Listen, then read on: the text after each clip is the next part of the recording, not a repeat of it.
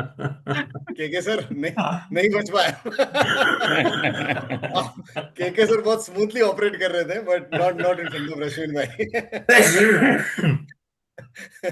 सबसे पहले आप सभी को हृदय से खूब सारा नमस्कार और अभिवादन करता हूं।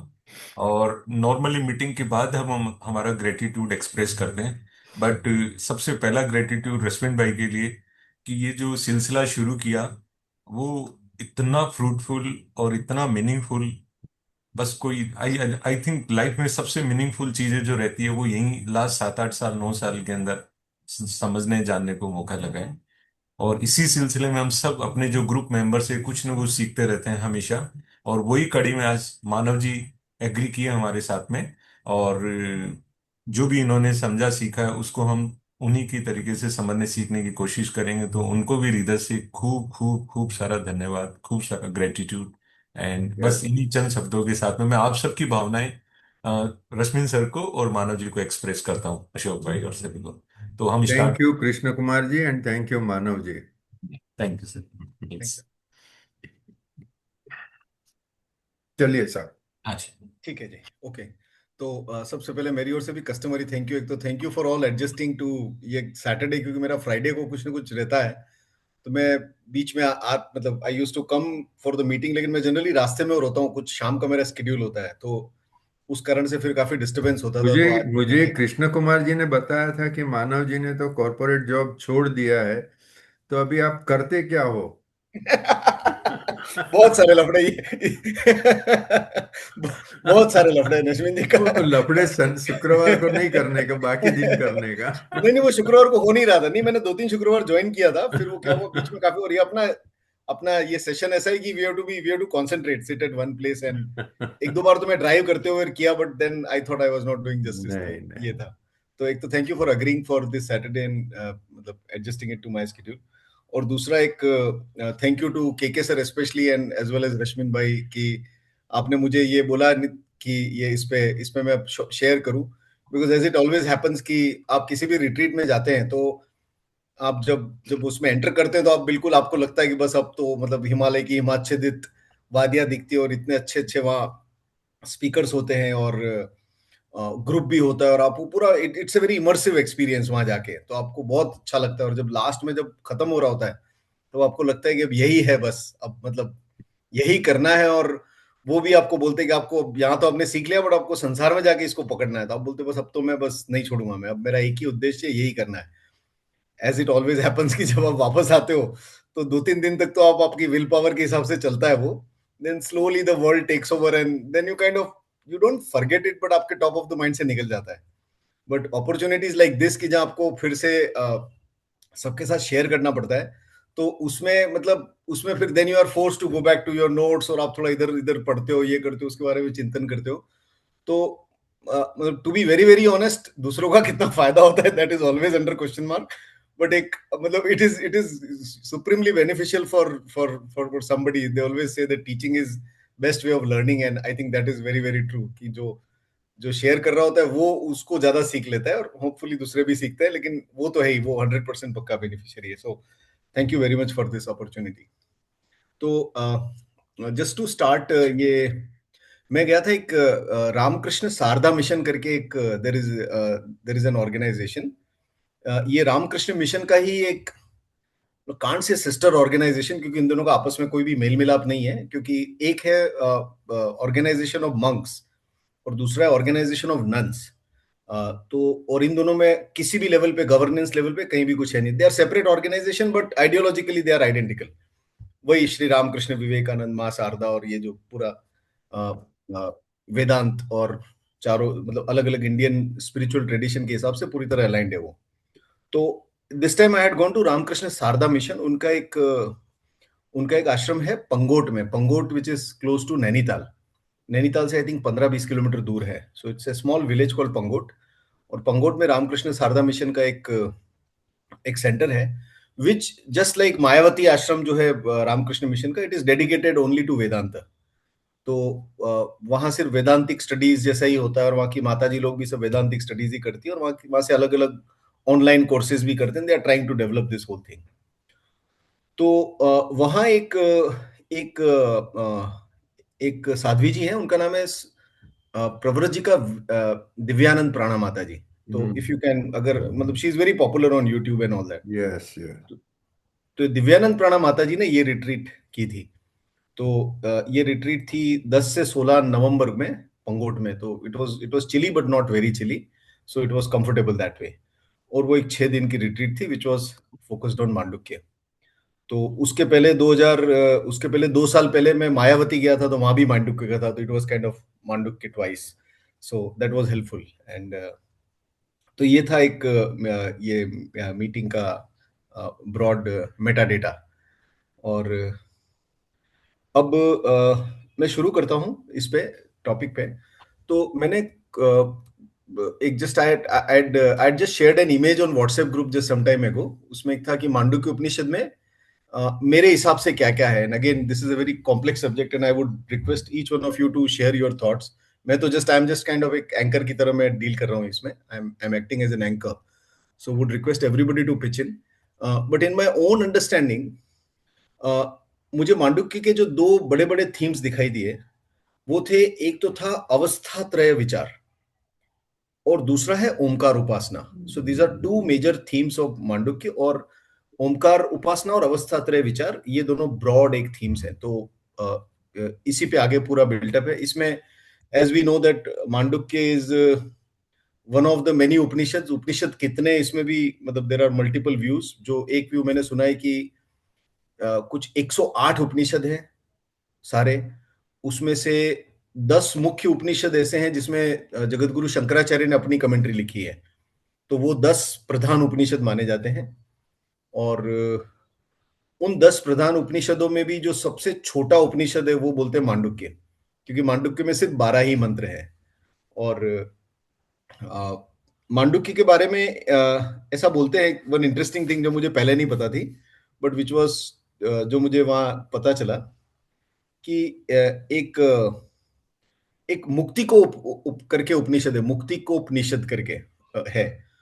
तो उस उपनिषद में मांडुक्य के बारे में लिखा हुआ है कि मांडुक्य मेक मेवालम मुमुक्षणाम विमुक्तये। So what it means is कि अगर आपको मुक्ति चाहिए तो मांडुक्य इज इनफ। मुक्ति में फिर ये 12 मंत्रों के अलावा आपको और किसी चीज की जरूरत नहीं है। बाकी आपको इंटरेस्ट हो तो पढ़ो, मतलब देर इज एंडलेस ज्ञान विज्ञान जो भी बहुत है अपना शास्त्रों का ज्ञान। But as far as mukti is concern, Mandukya is enough. So ये मांडुक्य की एक महिमा है कि ये पूरा इसका मतलब इस तरह का महत्व एक उपनिषद को दूसरा उपनिषद दे रहा है। जनरली क्रॉस रेफरेंसिंग ज्यादा देखने में नहीं मिलते, but here at least there is one instance where they say that Mandukya is like this. Since इसमें सिर्फ 12 ही मंत्र हैं, therefore it is suppose to be very concentrated pill, बहुत ही ज्यादा कॉन्सेंट्रेटेड पिल है। और एक बार जब इसको अगर फटाफट पढ़ेंगे तो हमको लगेगा इसमें शुरू होते ही खत्म हो गया। मतलब कुछ इसमें बहुत ही कोडेड, एकदम क्रिस्प, क्या बोलते हैं, बहुत ही कोडेड जैसा लगता है, कुछ काफी ड्राई लगता है। इसमें कुछ भी ऐसा आपको पढ़ के ऐसा आनंद की मतलब आपको ऐसा नहीं लगता वाह मजा आ गया सुन के। बहुत ही कोड, बहुत ज्यादा डीप भी नहीं लगता है on the first reading. And I think यही कारण होगा कि शंकराचार्य के जो गुरु के गुरु थे गौड़पादाचार्य, तो उन्होंने इस मांडुक्य उपनिषद पे उन्होंने एक मांडुक्य कारिका करके ग्रंथ लिखा था उन्होंने। और मांडुक्य कारिका जो था वो उसमें शायद 250 या 251 इस तरह के कुछ श्लोक है, 200 प्लस उसके मंत्र हैं। तो ये जो 12 मंत्र था उसका उन्होंने एक्सपांशन करके करीब 250 और something, I forget the number. तो उसका उन्होंने पूरा एक्सप्लेनेशन उन्होंने इस पे किया है गौड़पादाचार्य ने। और गौड़पादाचार्य ने जो ग्रंथ लिखा उसको बोलते हैं मांडुक्य कारिका। और मांडुक्य कारिका है वो भी इतना ज्यादा कॉन्सेंट्रेटेड है कि उसको भी कुछ लोग मांडुक्य मतलब उपनिषद की कैटेगरी में मानते हैं। Well technically it is not Upanishad, it is A commentary on Upanishad by somebody, लेकिन तो भी वो उपनिषद की कैटेगरी में ही मानते हैं, क्योंकि ये 12 भी बहुत कॉन्सेंट्रेटेड है, वो 250 भी बहुत कॉन्सेंट्रेटेड है। और फिर शंकराचार्य ने सब उपनिषद पे टीकाएं तो लिखी, उन्होंने मांडुक्य उपनिषद पे भी लिखी, लेकिन उनको मांडुक्य कारिका पे भी टीका लिखनी पड़ी, बिकॉज इट वाज सो, उनको भाष्य लिखना पड़ा, जो भी उनका जो he had to write his commentary. So this is ये इतना प्रोफाउंड है कि इतने सारे लोगों ने मतलब भाष्य भाष्य पे भाष्य इतने सारे लिखने की जरूरत पड़ी। And still we are kind of trying to, हम इसको और भी अभी समझने की सब प्रयत्न कर रहे हैं। और एक यूनिक चीज मुझे मांडुक्य में ये लगी कि we don't have to believe in anything. ये मतलब मांडुक्य में आपको, it only deals with your own experience. तो आपको there are no precondition of whether you believe you don't believe, आपको सनातन धर्म के बारे में पता है नहीं पता है, आप किस किस सिस्टम में मानते हो नहीं मानते हो, there is no precondition, it only forces you to dive into your own experiences. और आपको बस ये ऐसा ही बोलता है कि भाई आप अपने एक्सपीरियंसेस को सिर्फ एनालाइज करो, ये एक्सपीरियंस आपके ही है, you don't have to really get convince की वेदर ये ऐसा है या नहीं है, आप खुद ही देख लो। और अगर हमको ये बोला जाता है तो आप उससे इनकार नहीं कर सकते, क्योंकि ये तो हमारा रोज का, मतलब हमारे लिए रोज ये सब सारी चीजें होती है। तो that is one very good thing about it कि आपको आपके डेली एक्सपीरियंसेस के बारे में आपको डिग डाइव करके आपको कहा जाता है कि आप इसको जस्ट इग्नोर मत करो, आप इसको इंक्वायर करो। अब ये वो माया का एक ऐसा प्रभाव है कि हम रोज बड़े प्रोफाउंड एक्सपीरियंसेस से, हर आदमी उस प्रोफाउंड एक्सपीरियंसेस से उन्हें डेली बेसिस निकलता है, everybody, yet each one of us profoundly ignore it. तो अब ये ऐसा क्यों होता है, इसके लिए तो शायद माया का ही होगा कि मतलब वाई कैसा इग्नोरेंस की लेयर है कि हम रोज जाते हुए भी हम इसको हम इग्नोर करते हैं। तो इधर इसमें मुझे एक बार वो कहानी याद आई, वो महाभारत में जो यक्ष पर्व की कहानी है कि जब वो अर्जुन, जब वो 5 पांडव वनवास कर रहे थे और वो काफी प्यास लगी थी उनको, तो युधिष्ठिर ने, एक सब जगह बैठे थे तो उनको दूर से कई पक्षी दिखाई दिए, तो उनको लगा कि पक्षी है तो पानी भी होगा। तो युधिष्ठिर ने अपने सबसे छोटे भाई नकुल या सहदेव में से कोई एक उनको कहा कि आप देख क्या हुआ, शायद जरा जरूर पानी होगा। तो वो नकुल या सहदेव गए वहां और वहां देखा तो बहुत ही सुंदर जल था एक। और वो जल को देख के मतलब बहुत उनको भी प्यास लगी थी और सबके लिए भी पानी ले जाना था, एकदम मर जाए ऐसी हालत थी, इतने प्यासे थे वो लोग। तो जैसे ही पानी पीने गए तो वहां एक यक्ष आया और उस यक्ष ने कहा कि अ, रुको, ये तालाब, ये सरोवर मेरा है और इस सरोवर में मेरी आज्ञा के बिना यहाँ का कोई पानी नहीं पी सकता। तो उसने कहा अच्छा ठीक है, मुझे पानी पीना है, आप प्लीज कृपा करके मुझे पीने दीजिए। उसने बोला एक ही शर्त पे कि आपको मेरे कुछ सवालों के उत्तर देने पड़ेंगे, कुछ प्रश्न है मेरे, उसके उत्तर देने पड़ेंगे। तो यक्ष ने, तो नकुल ने, वो इतना प्यासा था कि वो काफी, मतलब उसने कहा छोड़ो यार मैं पानी पी लेता हूँ। तो उसने पानी पी लिया और जैसे ही पानी पिया वो पूरी तरह से बेहोश हो गया, कुछ लोग बोलते मर गया, but at least he was completely unconscious हो गया। फिर उसके बाद सहदेव गया, दूसरा भाई गया, फिर भीम गया, फिर अर्जुन गया, सब गए और everybody met the same fate, और लास्ट में युधिष्ठिर गया। और जब युधिष्ठिर गया तो उसने चारों भाइयों को ऐसा पड़े हुए देखा और फिर वो भी जैसे ही पानी पीने के लिए गया तो यक्ष ने फिर बोला कि आपको मेरे प्रश्नों के उत्तर देने पड़ेंगे। और तब युधिष्ठिर ने कहा अच्छा पूछिए प्रश्न। तो यक्ष के प्रश्न है वो बड़े अच्छे प्रश्न और उनके बड़े प्रोफाउंड उत्तर है। तो उसमें एक प्रश्न ऐसा था कि किम आश्चर्यम, आश्चर्य क्या है इस दुनिया में। तो किम आश्चर्य में युधिष्ठिर ने कहा कि सबसे बड़ा आश्चर्य यह है कि हर आदमी अपने चारों ओर नित्य निरंतर मृत्यु देखता है। कभी पड़ोसी मर गए, कभी घर में मर गए, कभी बाजू वाले मर गए, कभी दोस्त मर गए, कभी काका मामा चाचा, एक एक का आप डेथ देखते ही देखते रहो, देखते ही रहते हो, देखते ही रहते हो। हर रोज हर आदमी का नजारा है। लेकिन आदमी ये कभी सोचता तक नहीं है कि मैं कभी मरूंगा, और वो ऐसे ऑपरेट करता है जैसे वो कभी नहीं मरेगा। तो इससे बड़ा कोई आश्चर्य नहीं है। तो सो that was a great answer. And मतलब जो सामने आपका नाच चल रहा है, it is not something which you don't know, लेकिन आपके सामने होता है। अब जैसे भगवान बुद्ध ने एक लाश देखी तो वो तो बुद्ध बन गए उसके बाद, क्योंकि उनको, लेकिन वो तो हम भी रोज देखते हैं, राइट, हम भी बूढ़े बूढ़े लोगों को देखते हैं, हम खुद बूढ़े हो रहे हैं, हम बीमारियों को देखते हैं, हम खुद बीमार हो रहे हैं, हमारे घर पे मृत्यु हो रही है, लेकिन हमको वो अक्ल नहीं आती थी। इसके पीछे एक बहुत बड़ा एक माया का पर्दा हुआ है जो हमको भुलावे में रखता है। तो तो ये स्टोरी महाभारत की मुझे इसलिए रिलेवेंट लगी इस पर्टिकुलर डिस्कशन में, क्योंकि यहाँ भी ऐसा ही होता है। और ये जो मांडुक्य उपनिषद जो बात करता है वो एक 3 अवस्थाओं की बात करता है कि हम जागते हैं, हम सोते हैं, और सोने के टाइम पे भी हमको एक स्वप्न आते हैं। तो एक जागृत होता है, एक स्वप्न होता है, और उसके बाद एक सुषुप्ति होता है जो डीप स्लीप होती है, जिसमें हमको स्वप्न भी नहीं आते, गहरी निद्रा जिसको बोलते हैं। और वो गहरी निद्रा, और उसके बाद फिर हम उठते हैं। अब हम इन 3 चक्कर में एवरी डे जाते हैं, डे, एवरी डे। और अगर हम इसको ध्यान से देखेंगे तो क्या क्या मस्त चीज है। आप मतलब इसको देखें कि अभी कितने, अभी 6:30 बजे, 6:15, 6:30, अभी अब से 4-5 घंटे के बाद हम सब एक सारे, ये पूरा प्रपंच जो है हमारे आसपास जो भी चल रहा है सबको छोड़ के हम एक बहुत ही अलग दुनिया में एंटर करेंगे। एब्सोल्युटली ग्रेट, अजीब सी दुनिया में हम सब एंटर करेंगे। मतलब जो डिज्नीलैंड से भी ज्यादा रोचक है या एक हॉरर मूवी से भी ज्यादा खतरनाक है, डिपेंडिंग ऑन आज आज हमारे अंदर का कौन सा संस्कार उठता है। और फिर हम एक अजीब से ड्रीम वर्ल्ड के बारे में जाएंगे जहाँ अजीब सी एक नई दुनिया होगी। उस नई दुनिया में नए कैरेक्टर्स होंगे, नए एक्सपीरियंसेस होंगे। कभी कोई हमारा बहुत बचपन का दोस्त आज हमको मिल जाएगा, कभी कुछ ये होगा, कभी हम जंगल में शेर हमारे पीछे भाग रहा होगा या हम कहीं घूम रहे होंगे। बड़ा अजीब सा एक वर्ल्ड बनेगा और हमको वो वर्ल्ड उस टाइम पे बहुत ही रियल लगेगा। 1 मिनट के लिए भी हमको ये नहीं होगा कि ये क्या हो रहा है, यूं ऐसा नहीं होगा। हम जब मूवी देखते हैं तो हमको पता रहता है कि ये क्या हो रहा है। या कभी डिज्नीलैंड या ऐसी जगह जाते हैं तो वहां भी कुछ ऐसे शो वगैरह होते हैं तो हमको एक अंदर से पता होता है कि ये सब नाटक चल रहा है। बट यहाँ हमको किसी भी लेवल पे लगता है कि नाटक हो रहा है और हम उसको पूरी तरह से उस वर्ल्ड में होते हैं। और हमको एक एक रत्ती भी हम उस पर शक नहीं करते। और फिर उसके बाद हम एक अजीब सी काली दुनिया में घुसते हैं। उसको क्या बोला जाए पता नहीं, मैं अपने वर्ड्स को यूज कर रहा हूँ कि एकदम डार्क स्टेट, जहाँ की हम हमको कुछ भी पता नहीं क्या होता है। हम एकदम, अगर किसी को सोते हुए देखो तो लगता है कितना वल्नरेबल है। राइट, वो हो सकता है कि बहुत बड़ा कोई, मतलब बहुत इन्फ्लुएंशियल आदमी हो या वो बहुत पावरफुल आदमी हो, फिजिकली, मेंटली, इंटेलेक्चुअल हो, पैसे में पावरफुल हो। पर अगर वो डीप स्लीप में सो रहा है तो ऐसा वल्नरेबल सा लगता है कि उसको मच्छर काटे तो भी उसको पता नहीं चलेगा। उसको आप उस वैसे उसकी आंख में आंख नहीं मिला सकते, लेकिन he is so vulnerable at that particular point of time. वो अपनी एक दुनिया में मग्न है और क्या हो रहा है उसको खुद को नहीं पता। और फिर अगले दिन फिर वो सुबह उठ जाता है और फिर वापस हमारी दुनिया में आ जाता है। तो ये काम हमारी जिंदगी में अच्छे खासे 8-1 घंटे तक होता है, 8-9 घंटे, जितना भी हम सोते हैं, 6 से 9 घंटे तक अलग अलग लोगों की स्लीप होती है शायद। तो we go through this experience on a daily basis.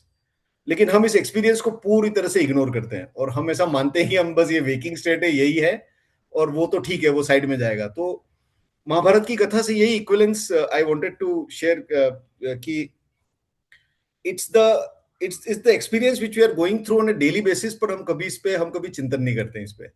और मांडुक्य हमको इस चीज पे चिंतन करने के लिए वो हमको एक हमको बोलता है कि तुम ये देखो यार, तुम ये देखो जो तुम्हारी ही जिंदगी में हो रहा है कि ये क्या हो रहा है, what the hell is happening.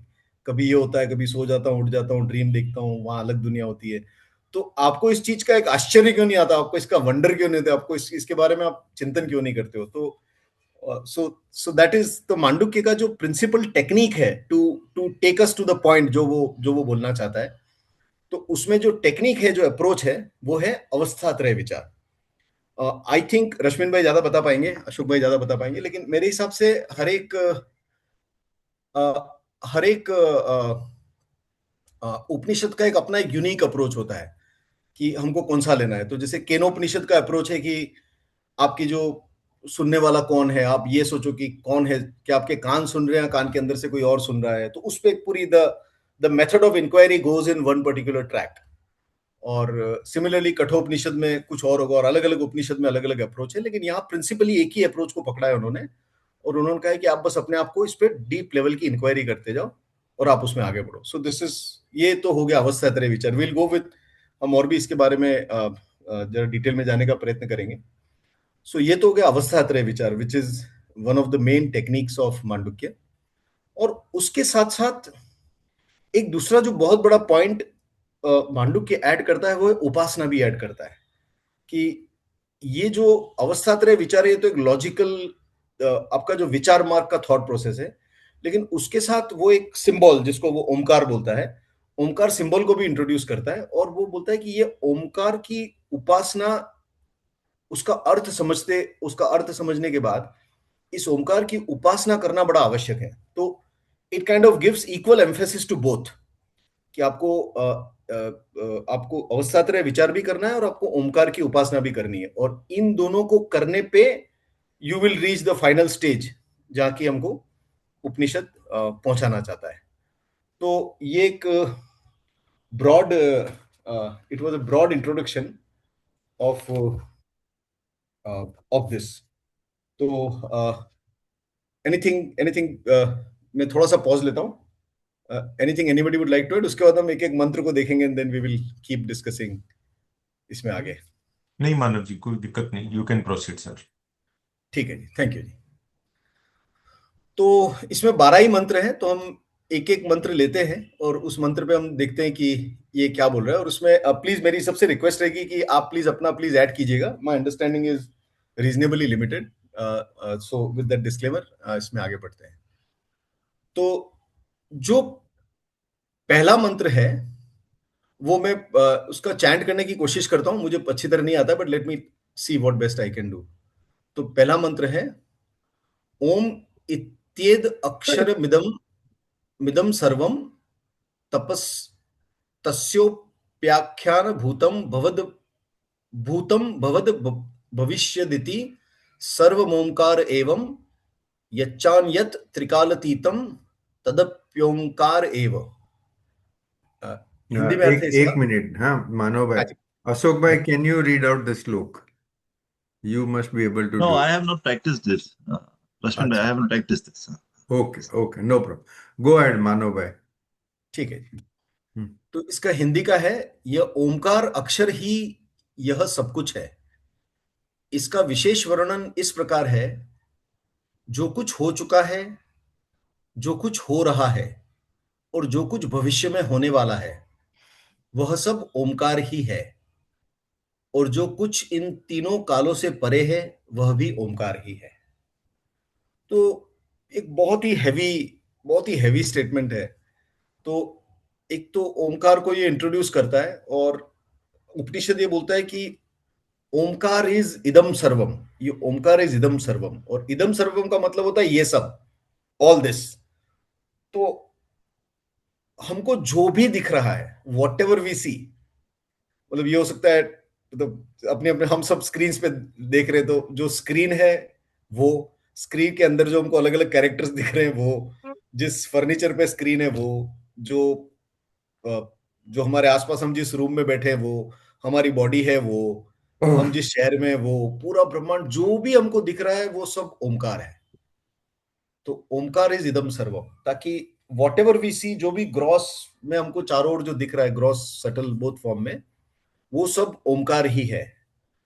और नॉट ओनली दैट, ये सिर्फ यही नहीं रुकता है, ये भी बोलता है कि जो टाइम है, मतलब भूत वर्तमान और भविष्य, ये जो हमारे दिमाग में कंपार्टमेंट होते हैं टाइम के, वो भी जो भूत वर्तमान प्लस भविष्य, ये भी सब ओमकार ही है।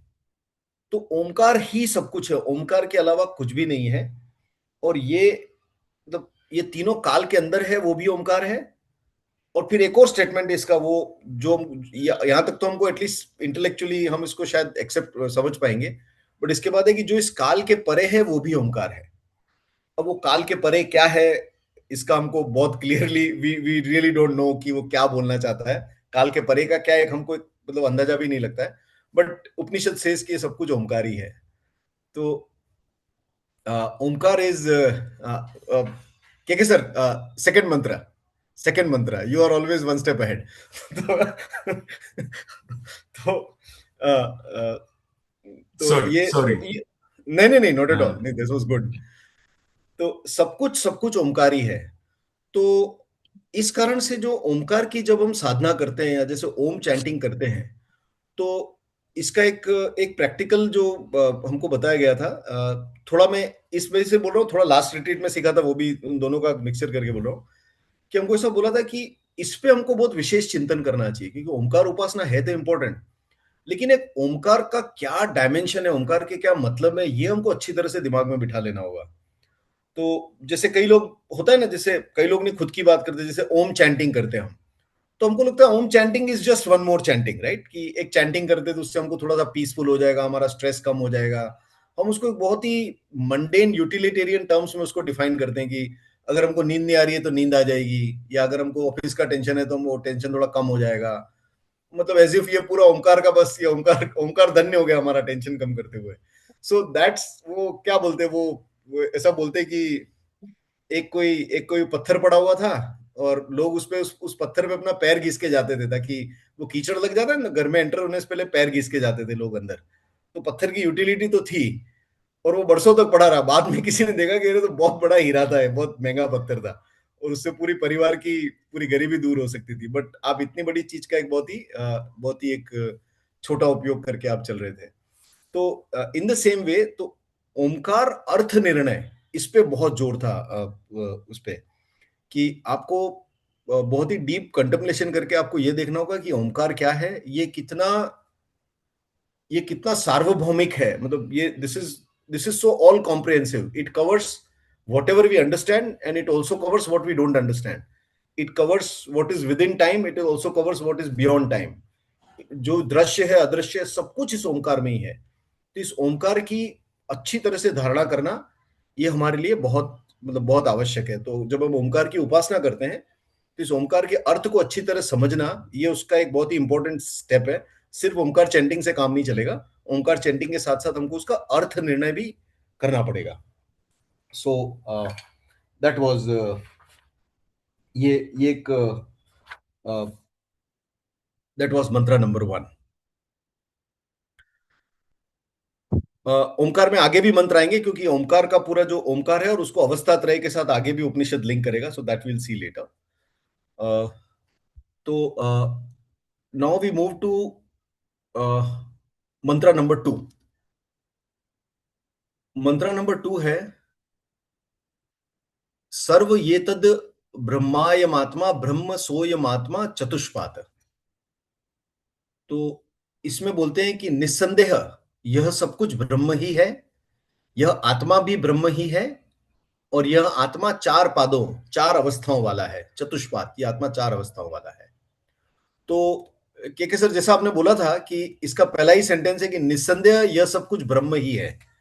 तो ओमकार और मतलब ओमकार एक ब्रह्म का साउंड फॉर्म है, जिसको हम ब्रह्म के रूप में समझते हैं। उसका एक साउंड रिप्रेजेंटेशन इज ओमकार। तो ओमकार और ब्रह्म दोनों मतलब वो दोनों इक्वलेंट है। तो जो उन्होंने बिल्कुल सेकंड ही मंत्र में उपनिषद ने बोल दिया कि यही ब्रह्म, तो ओमकार ही ब्रह्म है। तो ब्रह्म और ओमकार की डेफिनेशन इज मोर और लेस सिमिलर, जो भी है वो सब यही है, but it's a sound representation. Omkar थोड़ा सा so called with in reach है, क्योंकि एटलीस्ट आप बोल सकते हो उसको, आप उसको सुन सकते हो। ब्रह्म का तो आप कैसे उसको बिठाओगे, कैसे किसी भी लेवल से बिठा नहीं सकते। और ब्रह्म के बारे में आप कुछ कह भी नहीं सकते, क्योंकि जैसे श्री रामकृष्ण कहा करते थे कि ब्रह्म एक ही वस्तु है जो अभी तक जूठा नहीं हुआ। जूठा इन द सेंस, वो अपना खाते हैं तो कुछ अपना थूक लग जाता है तो बोलते हैं जूठा हो गया ये, ताकि आप किसी और को नहीं खिला सकते या भगवान को भोग नहीं दे सकते। तो श्री रामकृष्ण बोलते थे कि ब्रह्म एकमात्र ऐसी वस्तु है कभी झूठी नहीं हुई, विच बाय दैट ही मेंट कि उसके बारे में बोला नहीं जा सकता, क्योंकि अगर आप बोलोगे तो आपका वो थूक लग जाएगा, एक मेटाफोरिकली, एनालॉजिकली। राइट। ब्रह्म के बारे में बोल नहीं सकते। तो दिस ओमकार एक ब्रह्म का एक साउंड सिंबल है, and that is where you begin your journey. तो लेकिन ओमकार और ब्रह्म में वैसे कोई फर्क नहीं है।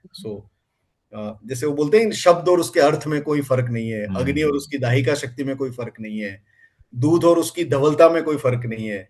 इसी तरह से शब्द और उसके अर्थ, शब्द और शब्दार्थ, वो दोनों साथ में ही चलते हैं। तो ओमकार और ब्रह्म भी उस तरह से साथ में ही चलते हैं। सो that is the concept. Beautiful.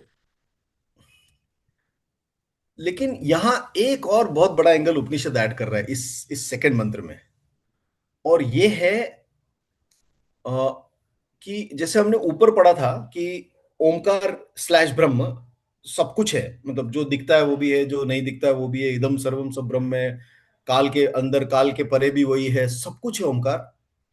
लेकिन जो एक चीज जो दूसरी सेकंड में उपनिषद ने ऐड किया है कि यह आत्मा भी ब्रह्म ही है, ये ऊपर ये फर्स्ट मंत्र में ऐड नहीं किया है, ये सेकंड मंत्र में ऐड किया है। विच मीन्स कि ये जो सब हम देख रहे हैं, इदम सर्वम मतलब ये सब टाइम के ऊपर पर है, लेकिन जो देखने वाला है वो पहले मंत्र में शामिल नहीं है, वो रह गया है। बाकी सब तो हो गया, वो बाकी सबको गिन लिया, लेकिन खुद को नहीं गिना उसमें। तो यहां उपनिषद बोलते हैं कि न सिर्फ ये सब कुछ है, निस्संदेह सब ब्रह्म है, लेकिन ये आत्मा भी ब्रह्म है, अयम आत्मा ब्रह्म। ये इसका सेकंड मंत्र का सबसे बड़ी सिग्निफिकेंस है उसमें, इन माय अंडरस्टैंडिंग। फर्स्ट मंत्र के ऊपर एक बहुत बड़ा लेयर ऐड किया उन्होंने, and this layer is very important, जिसको हम आगे मंत्र नंबर 7 पे भी देखेंगे इसके क्या इंप्लीकेशंस है। लेकिन ये जो अयमात्मा ब्रह्म है, ये उपनिषद के 4 महावाक्यों में से एक है। उपनिषद के जो 4 महावाक्य हैं, एक है अपना अहम ब्रह्मास्मि, दूसरा है तत्वमसि, मतलब मैं ब्रह्म हूं, तू भी वही है, मतलब तुम भी ब्रह्म हो। फिर एक है आई थिंक सत्यम ज्ञानम अनंतम ब्रह्म, शायद ये है, नहीं प्रज्ञानम ब्रह्म, सॉरी, प्रज्ञानम ब्रह्म, कि जो ज्ञान है वही ब्रह्म है, और चौथा ये अयम आत्मा ब्रह्म। तो ये उपनिषद, सारे उपनिषद के 4 महावाक्य हैं, which are like very concentrated statements, जिसका कि मेन उद्देश्य जीव और ब्रह्म के ऐक्य को बताता है, कि ब्रह्म है ये सब, और एक जो सो कॉल्ड जीव है वो एक we as an entity, right, जो कि जिसके अलग अलग प्रकार है, जिसका एक स्थूल शरीर है जो बॉडी है, जिसका एक सूक्ष्म शरीर है जो मन के विचार, अहंकार, चित्त वगैरह, और जिसके अंदर एक चैतन्य भी है। तो वो एक जो लिमिटेड बीइंग है उसको हम जीव बोलते हैं। एंड देन देयर इज इदम सर्वम, जो है ये सब ब्रह्म है। तो ये 2 लेवल पे एस्टेब्लिश करता है। वो ऐसा बोलता है कि एक तो तुम जो ऑब्जर्विंग एंटिटी हो, सो कॉल्ड जीव, उसको जो चारों ओर जो दिख रहा है, जो विविधताएं दिख रही है, वो सब विविधताएं एक ही है। पास्ट, फ्यूचर, प्रेजेंट, ये सब भी एक ही है। और आपका जो अलग अलग विभिन्न, अलग अलग जो रंग बिरंगी दुनिया दिख रही है, अलग अलग लोग दिख रहे हैं, अलग अलग वस्तुएं दिख रही है, जानवर, इंसान, जो भी दिख रहा है वो सब, this is all one entity. And last but not the least, तुम भी वही हो।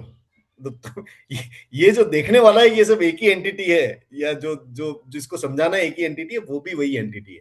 सो there is nothing other than this. इसलिए आगे आएगा अद्वैतम, मतलब इसमें कोई दूसरा है ही नहीं, इनफैक्ट ऑब्जर्वर भी अलग नहीं है। So that is a very important layer, this मतलब दिस सेकंड मंत्र एड्स टू द फर्स्ट मंत्र।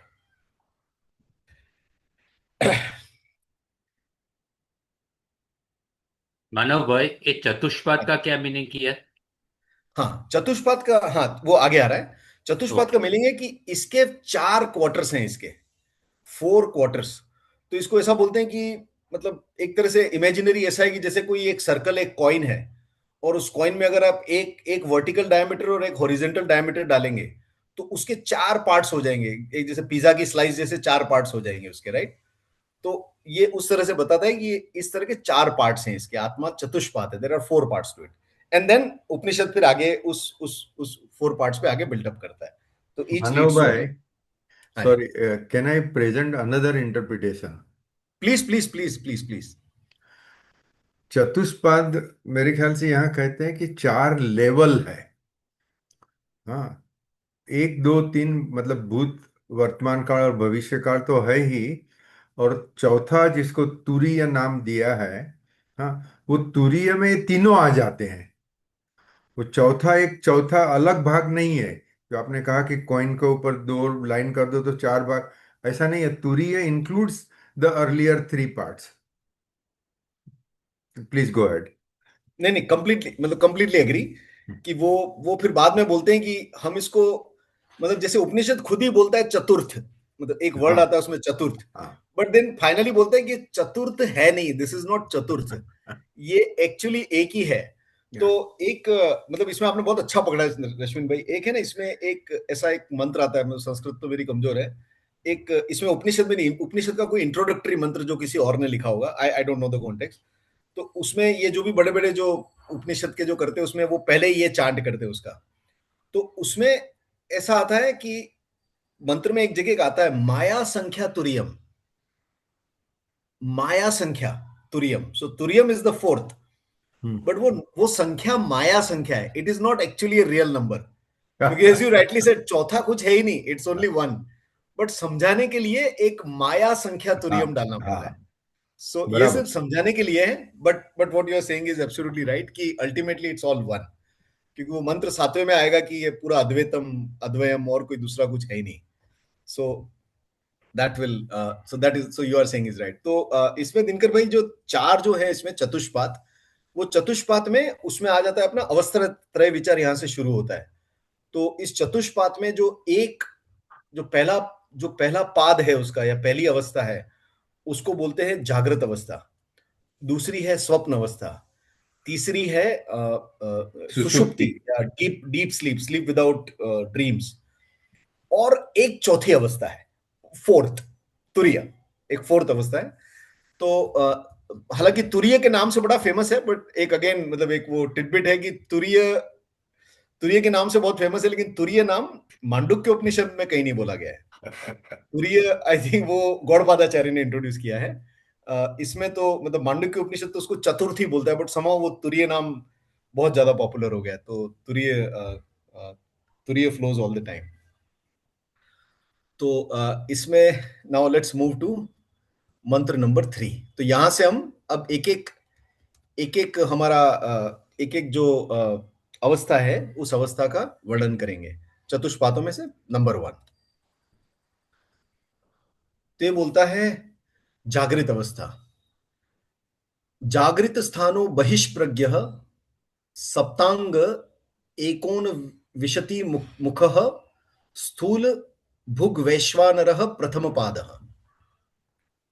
जागृत अवस्था जिसका स्थान है, जिसकी चेतना बाहर की ओर है, 7 अंग और 19 मुख वाला, जो स्थूल विषयों का भोग करने वाला है, वह वैश्वानर आत्मा का पहला पाद है। तो ये अभी जागृत अवस्था का वर्णन कर रहे हैं।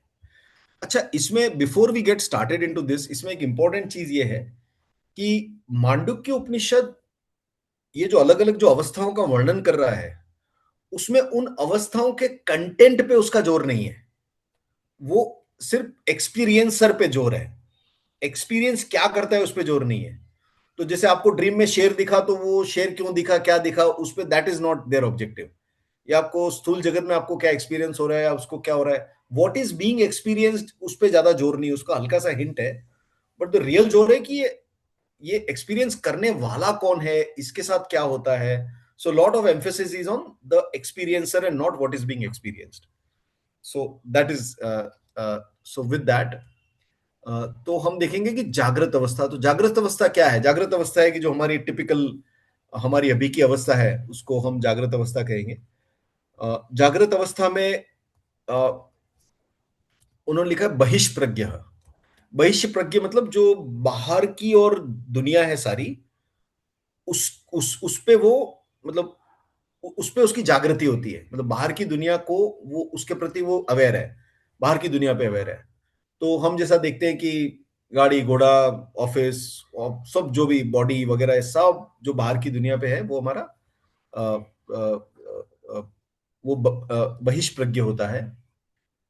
7 अंग और 19 मुख वाला।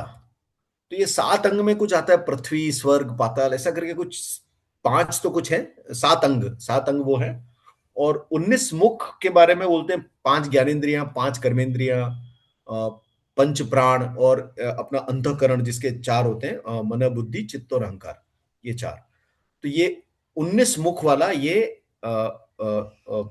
जो अवस्था है, और वो स्थूल विषयों का भोग करता है। स्थूल विषयों का भोग, जो खाना पीना जो भी, जो whatever we can touch and feel, उसको वो भोग करता है। तो उसका नाम दिया उन्होंने वैश्वानर। और तो ये आत्मा का पहला पाद है। अब ये जो मतलब इस पूरे एक्सपीरियंस को हम सब सत्य मानते हैं, राइट। हम ड्रीम को सत्य तो नहीं मानते, ड्रीम को सत्य नहीं मानते। डीप स्लीप क्या होता है तुमको हमको पता ही नहीं है, हम उसको निकाल देते हैं, we don't know what is this. But इस चीज को हम सत्य मानते हैं। हमको जो दिखता है, जो भी हमारे सेंस ऑर्गन्स हमको जो भी फीलिंग देते हैं वो दिखता है, उसको हम सत्य मानते हैं। पर ये इस पे अलग अलग लोगों ने, जो जो गुरुजी थे, उन्होंने काफी क्वेश्चन उठाया कि इसको आप सत्य कैसे मान सकते हो, आप ये कैसे सत्य है। और उस पर काफी लंबी चर्चा उन्होंने की थी। तो जैसे उन्होंने कहा कि हमारा जो सेंसरी एक्सपीरियंसेस है, it happens through our instruments of observation. तो हमारे इंस्ट्रूमेंट्स ऑफ ऑब्जर्वेशन होते हैं हमारे सेंस ऑर्गन्स। तो आंखों से हमको दिखता है, कान से सुनाई देता है, त्वचा से हम टच करते हैं, वगैरह वगैरह जो हम करते हैं सारा। तो हमारे जितने भी एक्सपीरियंसेस हैं, they are subject to limitation of our instrument. हमारे इंस्ट्रूमेंट की जितनी ताकत होगी वही हमारे लिए पूरा ब्रह्मांड है। तो जैसे अगर ऐसा कहते हैं कि एक कोई पेड़ होता है वो जैसा आपको दिखता है, और जैसा वो पेड़ एक बिल्ली को दिखता है, और जैसा वो पेड़ एक कुत्ते को दिखता है, या जैसा एक पेड़ एक कीड़े को दिखता है, उसमें बहुत अलग अलग है। अगर वो सब पेंटर होते तो आपको लगता है कि क्या बनाया है इन्होंने, कुछ अलग ही कुछ चीज बनाई है, हमको तो पता ही नहीं है इसके बारे में। तो everybody has a very different experience of the world, और हम बोलते हैं कि हमको ये वर्ल्ड के बारे में पक्का होता है। तो इसलिए we really need to think about it, and we really need to, हमको ये सोचना पड़ेगा कि क्या मैं जो देख रहा हूं वो सही है क्या। मतलब एक we have to ask ourselves कि मुझे जो दिख रहा है वो सही है, और सही की डेफिनेशन क्या है, what do you mean by truth. भाई ट्रूथ ऐसा होता है कि जो हमेशा चिरकाल तक रहता है, जो जो चेंज नहीं होता है, जो सत्य वो हमेशा एक कंटिन्यूस रहता है ओवर पीरियड ऑफ टाइम, अपना टाइम और स्पेस की लिमिटेशन के बियॉन्ड या उनकी बाउंड्रीज में वो हमेशा एक जैसा रहता है। बट ये हमारे साथ ऐसा नहीं है। कि जैसे एक अच्छा एग्जांपल दिया था कि जैसे आप किसी पेड़ पे आप देख रहे हो कि पेड़ की पत्तियां देख रहे हो, और पेड़ की पत्तियां आपको हरी दिखाई देती है, ग्रीन, तो आप बोलते हो the leave is green, the leaf is green. और क्या बोलते, is the leaf really green. आप अपने आप से पूछो कि क्या ये सही में पत्ती हरी है। तो let's go into scientific fact कि भाई क्या होता है कि पहले जो एक सूर्य की जो किरणें हैं वो उस पत्ती पे गिरती है, और सूर्य की किरणों में 7 रंग होते हैं, तो वो उसका कंबाइंड मिलके व्हाइट लाइट होती है, वो उस पत्ती पे गिरती है। वो पत्ती उन व्हाइट लाइट में वो जो 7 रंग होते हैं उसमें से 6 रंग वो एब्जॉर्ब कर लेती है, और सिर्फ एक ही रंग वो रिजेक्ट करती है। It is rejecting one colour which is green. वो ग्रीन कलर हमारे सेंसेस के अंदर जाता है, हमारी आंखों के अंदर जाता है, और वो फिर उसके बाद रेटिना वगैरह होकर न्यूरल कनेक्शन से हमारे ब्रेन में कहीं बोलता है this is green. Is it really green? वो तो उसने रिजेक्ट किया हुआ है। ऐसा वन पॉइंट ऑफ व्यू ये हो सकता है कि it is anything other than green, it is not green. Green तो उसने छोड़ा है, लेकिन उसका जो छोड़ा है वही हमको दिखता है, और हम बड़े शान से बोलते हैं कि ये ग्रीन है। तो वो ग्रीन है कि नहीं, you have to put question mark, and you have to say कि आर यू रियली श्योर। आप जो छोड़ा होके बोलते हो कि ये सत्य है, क्या वो सही में सत्य है। Mandukya is just asking you to think about it. ये आपसे कोई आपकी ऑटोनॉमी नहीं ले रहा है कि नहीं है, बोलते आप खुद ही सोचो, आप अपने आप ही सोचो, मतलब मेरी बात मानने की जरूरत नहीं है। आप खुद ही सोचो इस बात पे कि weather it is really true. या अगर सेम ग्रीन होता तो सबको सेम ग्रीन दिखाई देता, लेकिन जो वो रेड एंड कलर ब्लाइंड है उसको शायद सेम नहीं दिखाई देगा। या जैसे हमने बोला कि जो अलग अलग जो कुत्ता बिल्ली जैसे जानवर होते हैं उनको ग्रीन नहीं दिखाई देता है। तो दैट मीन्स कि हमारी आंखें कैसी हैं, उन आंखों के सेंसरी जो भी उसमें जो कैपेसिटीज है वो कितनी है। तो what we see is limited by the power of the limitation of our instruments, and therefore we can never be sure कि ये हम जो बहुत ग्रॉस चीज भी देख रहे हैं, वो ग्रॉस चीज भी क्या सही में वो एग्जिस्ट करती है, इज इट रियली रियल। तो आप जो चौड़े होके बोलते हो कि जागृत अवस्था तो 100% सत्य ही है, क्या वो रियली सत्य है। We need to ask ourselves. अब ये तो स्थूल चीज की बात।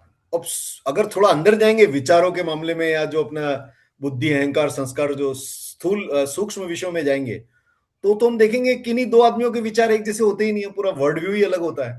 तो मैं जो वर्ल्ड व्यू देखता हूं, and I am pretty sure about it कि मेरा वर्ल्ड व्यू तो एकदम सही है, मतलब इसके अलावा तो कुछ सही है ही नहीं। So I have my own world view, and then 8 billion people या 8.5 बिलियन पीपल, सबका एक अपना अलग वर्ल्ड व्यू है। सेम वर्ल्ड ना, कोई अलग अलग मार्स वाला नहीं है, सब इसी धरती वाले हैं, लेकिन सबका एक अलग अलग वर्ल्ड व्यू है। तो आप सोचो कि जो वर्ल्ड जो एग्जिस्ट करता है, जो जो ग्रॉस फॉर्म में जागृत अवस्था में, there are 8 billion different worlds actually देखा जाए तो। There is not one world, 8 billion different mental worlds, और सारे झगड़े सब इसी कारण के हो रहे हैं कि there are lot of conflicts within that world. तो this whole तो again it is just trying to put a question mark in ourselves कि is it really true, is it really, क्या सही में सत्य है कि नहीं, आप सोचो। और धीरे धीरे अब ये भी होने लगा है कि जो क्वांटम, जैसे Newtonian physics versus quantum physics, तो उसमें भी अब धीरे धीरे काफी डेवलपमेंट होने लगा है। कि जैसे न्यूटोनियन फिजिक्स थी कि v is equal to u plus at, या s is equal to ut plus half at square, ऐसा कुछ था। या equal and opposite reaction, Newton's third law. तो ये बड़े फिक्सेटेड थे, ये ऐसा था कि देवर द, मतलब एकदम पक्के, डिटर्मिनिस्टिक थी। पर जैसे जैसे क्वांटम आता गया वैसे लगा कि नहीं भाई, ये तो कुछ भी डिटर्मिनिस्टिक नहीं है। और इनफैक्ट इस हद तक आ गया आपकी, जैसे कि आप एक इलेक्ट्रॉन एक वेव है कि एक पार्टिकल है, इस पे भी मतलब ऐसा बोलते हैं कि पता चल ही नहीं सकता है यूं। अब तो ऐसा हार गए वो। पहले तो उन्होंने कहा कि वेव है कि पार्टिकल है, कुछ लोगों ने बोला पार्टिकल है, कुछ लोगों ने बोला वेव है, and then finally they said कि it is impossible to know whether it is a wave और a particle, and how it appears depend on who you are. तो एक क्वांटम में एक हेसेनबर्ग अनसर्टेनिटी प्रिंसिपल होता है, तो बोलता है कि जैसे ही आप उसको देखने जाओगे ना, वैसे जैसे आपने देखा ऐसे ही इलेक्ट्रॉन अपनी कुछ ऑर्बिट चेंज कर लेता है। तो what you see is always untrue, because what you see is influenced by the observer. तो हम बोलते हैं objective objective objective, but at a very granular level और at a very sub atomic level ये सब चीजें जो न्यूटन के टाइम पे बड़ी लगता था कि now we have crack the code, तो that is not necessary now, कि अब तो वो भी नहीं चल रहा है वो। तो overall even from A scientific perspective हमारे यहाँ तो है ही सब्जेक्टिव ऑब्जेक्टिव, और मतलब टू एन इंडियन जिसको इंडियन स्पिरिचुअल ट्रेडिशन से थोड़ा भी परिचय, उसके लिए कोई नया नहीं लगेगा। बट इवन वेस्टर्नर्स जो कि बिल्कुल इस बात पे विश्वास नहीं करते, वो भी finally they are kind of inching towards this, they have not completely come to terms, but they are inching towards this की दुनिया में कोई डिटर्मिनिस्टिक नहीं है। So coming back to this कि हम जो ये हमारा जो ये जो जागृत अवस्था जिसपे हम बहुत ज्यादा अपना we have put all our bets on जागृत अवस्था की यही है, और हमारी जो अंडरस्टैंडिंग, बट वो भी एक बहुत ही फ्लिम्जी ग्राउंड पे खड़ी है, and we really need to be cognizant of that. So ये एक चीज थी। और इसमें one more thing was that जितनी भी पूरा वेस्टर्न साइंस है, पूरा western material science, each one of them वो जागृत तक ही सीमित है, पूरा की पूरा। चाहे फिलोसॉफी बोलो, चाहे साइंस बोलो, चाहे उनका एनी टाइप ऑफ उनका जो एंडेवर जो है, जो अपना डेवलपमेंट एंडेवर या इंटेलेक्चुअल इमोशनल डेवलपमेंट एंडेवर, वो जागृत पे उन्होंने एक बाउंड्री बना दी है, जो भी है वो जागृत के बीच में ही है। और मांडुक्य उपनिषद ऐसा है जो जागृत से बियॉन्ड जाता है। So that is one beyond. जागृत को वो एक बॉक्स में रखता है, वो चतुष्पाद में वो बोलता है जागृत है, लेकिन जागृत की सिर्फ एक पर्टिकुलर जागृत is of one particular limit. तो ये this was a brief on जागृत अवस्था।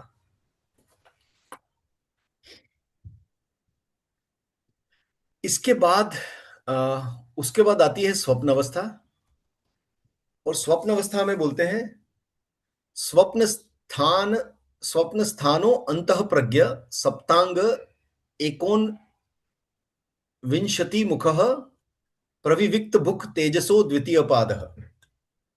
स्वप्न अवस्था जिसका स्थान है, जिसकी चेतना भीतर की ओर है, 7 अंग और 19 मुख वाला, जो सूक्ष्म विषयों का भोग करने वाला है, वह तेज से युक्त आत्मा का दूसरा पाद है। तो अभी हमने आत्मा का पहला पाद हमने जो डिस्कस किया वो था जागृत, और अब स्वप्न में आता है।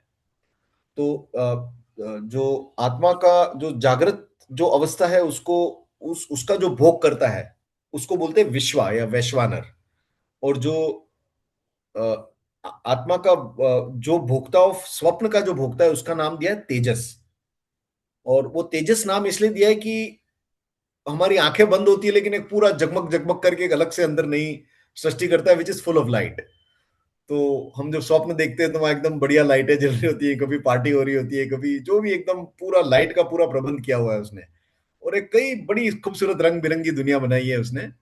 और उस रंग बिरंगी दुनिया को जो करता है, तो इसलिए उसका नाम तेजस है, Tejas is lead to light. But ये है, ये स्वप्न देखता है, और ये भी 7 अंग और 19 मुख वाला है, क्योंकि हम स्वप्न में भी वही करते हैं, हम स्वप्न में भी खाते पीते हैं, जो भी एंजॉयमेंट हमारे जो स्थूल फॉर्म में होते हैं वही सूक्ष्म इंद्रियों द्वारा स्वप्न में भी होते हैं। तो ये जागृत अवस्था और स्वप्न अवस्था के बीच में ऐसी एक इक्वलेंस है कि वो जो उसके 19 अंग, जो अपने 5 ज्ञानेंद्रिय, कर्मेंद्रिय, अंतःकरण वगैरह जो हमने डिस्कस किए थे, जो जागृत अवस्था में वो इसमें भी है। लेकिन ये सूक्ष्म सूक्ष्म वस्तुओं का भोग करता है, और ये अंतःप्रज्ञ है, मतलब वो it knows the internal world. तो जैसे जागृत अवस्था is aware of external world, ये जो है it is aware of the internal world. तो अंतःप्रज्ञ, तो अंतःप्रज्ञ है अंदर, और ये सूक्ष्म वस्तुओं का भोग करता है। तो हम जैसे बाहर हम स्थूल रसगुल्ला खाते हैं, और स्वप्न में हम सूक्ष्म रसगुल्ला खाते हैं, लेकिन वो हमारी इंद्रिय और स्वाद दोनों जगह एकदम हमको सिमिलर सही आता है। तो ये एक दूसरा बात है। और ये इन माय व्यू, ये मेरा मतलब this is personally what I feel is कि ये स्वप्न है ना, ये मतलब दिस इज ये हमको हर चीज पे क्वेश्चन मार्क लगाने पे, मतलब हमको हर चीज पे क्वेश्चन मार्क लगाने पे हमको मजबूर कर देता है स्वप्न। क्योंकि जब हम स्वप्न देख रहे होते हैं तब हमको रत्ती मात्र भी शंका नहीं होती कि ये स्वप्न है, हमको एकदम सही लगता है स्वप्न।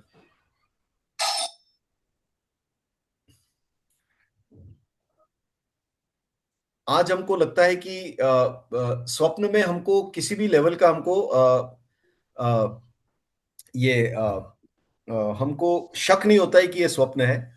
और स्वप्न के अंदर मतलब जैसे अगर हमने स्वप्न देखा, जैसे हम सोए रात को 11 बजे, और समझो 11:05 पे हमारा स्वप्न चालू हुआ, तो 11:05 पे जो हमारा स्वप्न है वो, उसमें हमारी उम्र, जैसे आई एम 50, तो उसमें मैं 50 साल का हूं, तो उसमें मुझे ऐसा नहीं लग रहा है कि मैं 5 मिनट से स्वप्न देख रहा हूं। मैं उसमें 50 साल का ही हूं। मैं वो स्वप्न में पिछले 50 साल से रह रहा हूं मैं। और वो पूरे मतलब जो टाइम, जो मेरा एक्चुअल टाइम है, जो जागृत वाला टाइम, वो स्वप्न में लागू ही नहीं पड़ता है। और उसमें मेरा पूरा पास्ट भी मेरे साथ चलता है और मेरा पूरा फ्यूचर भी मेरे साथ चलता है। तो पूरा की पूरा जो स्वप्न है वो मेरे साथ बहुत ही अच्छी तरह से बना हुआ है। पूरा स्वप्न मेरे साथ अच्छी तरह बना हुआ है। तो अब ये स्वप्न सत्य है कि ये सत्य है, इसके बारे में हमेशा हमारा एक कंफ्यूजन होना चाहिए। हमको होता नहीं है लेकिन होना चाहिए। जैसा पहला बोला था कि हमारी आंखों, हमको रोज एक्सपीरियंस में हो रहा है, लेकिन वी आर सो ग्रॉस कि हम वो एक पिए हुए आदमी की तरह हम भूल जाते हैं कि इसमें मतलब ये रोज हमारा जैसे हो रहा है। तो इसमें एक बार श्री रामकृष्ण एक घटना बोलते थे कि एक बार एक किसान सो रहा था और उसका बेटा, एक ही बेटा था, वो मर गया। तो जैसे ही मरा तो उसकी पत्नी ने उसको उठाया, उसने बोला उठो उठो देखो ये हो गया। तो बोले क्या हुआ क्या हुआ क्या हुआ? बोला अपना बेटा मर गया है। तो थोड़ी देर ऐसा चुपचाप बैठा रहा। उसकी पत्नी ने रोते हुए बोला कि आपको कुछ हो नहीं रहा है क्या? मतलब अपना बेटा मर गया है और आपको मतलब रोना तो आना चाहिए आपको, क्या ऐसे ऐसे ऐसे देख रहे हो? तो उसने कहा कि मैं एक्चुअली जब मैं सो रहा था, जब तूने उठाया उसके पहले मैं एक स्वप्न देख रहा था कि मैं एक चक्रवर्ती सम्राट हूं और मेरे 7 राजकुमार हैं, और अब तूने उठा दिया तो वो 7 राजकुमार गए। अब मुझे ये अब मुझे ये समझ में नहीं आ रहा है कि मैं वो 7 राजकुमारों के लिए रोऊं या इसके लिए रोऊं। किसके लिए रोऊं मैं? तो इसलिए जब स्वप्न हमको लगता है, तो इसलिए कभी कभी ये भी होता है कि ये जो हो रहा है अभी, हम जो है, ये स्वप्न नहीं है, इसकी क्या गारंटी है? हो सकता है ये स्वप्न भी 4-5 मिनट पहले ही चालू हुआ हो। और लगता है उस स्वप्न में हमको ऐसा लगता हो कि अरे हमारी तो बहुत सालों से पीएससी की क्लास चल रही है, उसमें हम अच्छा डिस्कशन करते हैं और उसमें सब कुछ अच्छा होता है। आज शनिवार है, शनिवार कल रविवार होगा। मेरे मेरे अभी के इस धरती पे मेरे 50 साल पूरे हो गए। हु नोस कि ये स्वप्न अभी अभी 5-10 मिनट पहले ही हम कहीं सोए होंगे। So we really have no basis to say कि ये स्वप्न नहीं है। तो हालांकि जागृत अवस्था के कंपैरिजन में हम बोल सकते हैं कि वो स्वप्न और ये है, लेकिन अगर जागृत अवस्था का हम अगर एंकर छोड़ दें तो we have no strong grounds to say कि ये सत्य और ये असत्य है। तो ये भी एक मतलब एक बात है which is worth thinking about. और इसमें एक बड़ी फेमस स्टोरी शायद ज्यादातर लोगों ने सुनी होगी कि आई थिंक राजा जनक थे, वो एक बार रात को अपने पलंग पे सो के उठे और सोए थे, और उनको रात में स्वप्न दिखाई दिया कि वो उन पे किसी पड़ोस के राजा ने हमला किया, और पड़ोस के राजा ने हमला किया और वो पड़ोस का राजा जीत गया। तो इनको राज्य से खदेड़ के बाहर निकाल दिया, और ये बाहर जा रहे हैं और पूरा दौड़ रहे हैं, जान बचाने के लिए दौड़ रहे हैं, और कुछ भी खाने पीने को नहीं मिल रहा है। और खूब ही दुखी हो गए वो। और फिर खाने को कुछ नहीं मिला तो एक जगह कहीं अन्न का वो को अपना सदाव्रत चल रहा था किसी दूसरे राज्य में, तो वहां वो जाके लंबी लाइन में खड़े हुए। और जैसे ही लंबी लाइन में खड़े हुए तो वो सदाव्रत वाला खिचड़ी दे रहा था सबको, जैसे ही इनका नंबर है ऐसे खिचड़ी भी खत्म। तो बोले अरे बाप रे, अब तो खाने को भी कुछ नहीं है। और फिर बाद में उन्होंने, exact story I don't remember, but last में कुछ ऐसा है कि उन्होंने कहीं से कचरा या कहीं नीचे गिरा हुआ था वो कुछ उठा के उन्होंने कुछ जैसे तैसे उठा के कुछ दाने चावल के उठा के उन्होंने रखे, और उन्होंने कहा कि अच्छा अब मैं इसको खाने का प्रयत्न करता हूँ। और वो जैसे ही खाने के से ऊपर से कोई कौवा आके उसको उठा के ले गया, उसने वो गिरा दिया। तो राजा जनक, मतलब it was such A distress for him कि वो हो करके जोर से चिल्लाए, और जोर से चिल्लाए और उनकी नींद उड़ गई। और वो नींद उड़ी तो वो तो अपने सम्राट एकदम राजा के एक बड़े पलंग पे सोए हुए हैं, खाने पीने की कोई कमी नहीं है, सब एकदम पूरा वैभव भरा हुआ है वहां, मतलब क्या बात है। तो रानियों ने पूछा क्या हुआ क्या हुआ क्या हुआ, तो उन्होंने कहा कि अरे नहीं, कुछ खराब सपना देखा होगा आपको, क्या हुआ, खाना चाहिए तो अब देते, सब इंतजाम हो जाएगा। लेकिन वो राजा जनक थे और हम नहीं है, तो हम होते तो बोलते छोड़ो यार, अब सो जाते हैं, सपना फिर रिपीट नहीं होगा। लेकिन वो राजा जनक थे, तो उन्होंने कहा नहीं नहीं नहीं, ये I have to inquire on this. और फिर वो उन्होंने सब पंडितों को बुलाया और उसने बोला कि इसमें क्या सच है, वो सच है कि ये सच है। And then the whole story goes, और बाद में फिर आई थिंक याज्ञवल्क्य जी आते हैं, अष्टावक्र आते हैं, अष्टावक्र, अष्टावक्र। अष्टावक्र, हाँ। तो अष्टावक्र जी आके फाइनली उनके प्रश्नों का समाधान करते हैं। लेकिन आई थिंक नहीं, जो वो हमको जवाब बोलो, मानव भाई जवाब बोलो। अच्छा अच्छा, नहीं जवाब आगे आएगा, ये थोड़ा सा आगे, वो ओके अपने ओके, अपने सातवें मंत्र तक वेट करते हैं इसमें। ठीक है। तो इसमें तो जो आई थिंक राजा जनक और हम में फर्क ये है कि, और जो हमसे सीखना चाहिए राजा जनक को, कि राजा जनक ने उसको छोड़ा नहीं, वो जो एक्सपीरियंस था ना, he held on to that. और आई थिंक वही हम में और राजा जनक में फर्क है, हम उसको क्या भूल जाते हैं, छोड़ो यार, रात गई बात गई, हो गया, अब छोड़ो। लेकिन राजा जनक ने उसको छोड़ा नहीं, तो वो एक जो क्यूरियोसिटी है, एक ability to inquire into our own states, किसी पराई की स्टेट नहीं। आप ये नहीं बोल सकते मेरे को इसमें इंटरेस्ट नहीं है। कोई लोग होते हैं कि यार ये क्या, मेरे को टेक्नोलॉजी में इंटरेस्ट नहीं, मेरे को फाइनेंस में इंटरेस्ट नहीं, मेरे को टैक्सेशन में इंटरेस्ट नहीं। अरे बाबा, ये तो अपनी खुद की अवस्था है और रोज रोज आप इससे गुजर रहे हो। How can you say that I I don't want to deal with it. तो हमको इससे डील करना ही पड़ेगा। तो यही राजा जनक और हम में फर्क है। तो ये ड्रीम और, मतलब जैसा हमने देखा कि 7 अंग 19 मुख, तो ड्रीम और जागृत अवस्था मोटा मोटा सेम है। जस्ट इतना ही फर्क है कि ड्रीम अवस्था में हमको जागृत अवस्था का रेफरेंस नहीं रहता है, लेकिन जागृत अवस्था में हमको ड्रीम अवस्था की थोड़ी याद जरूर रहती है। हालांकि हम ज्यादातर ड्रीम भूल जाते हैं, बट स्टिल वी रिमेंबर कि मैंने ऐसा स्वप्न देखा था, क्योंकि we are completely anchored in dream. But fundamentally, to my limited point of view, मुझे उन दोनों में बहुत ज्यादा फर्क नहीं लगता। मुझे कभी कभी शक होता है कि यही तो सपना नहीं है, how do we know. And मतलब वी रियली डोंट नो, बाद में कभी उठेंगे और पता नहीं कहाँ होंगे, तो कई बार वो ऐसा थोड़ा शक हो जाता है। तो ये था हमारा this, the second one was स्वप्न अवस्था। अच्छा, अब हम चलते हैं तीसरे की,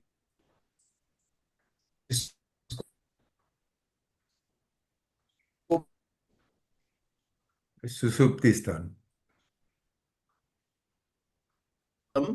सुषुप्त स्थान एकीभूतः प्रज्ञान घन एव आनंदमयो ही आनंदमुख चेतोमुखः प्राज्ञस्तृतीयः पादः। न तो किसी प्रकार की कामना करता है, न कोई स्वप्न देखता है, वह सुषुप्ति है।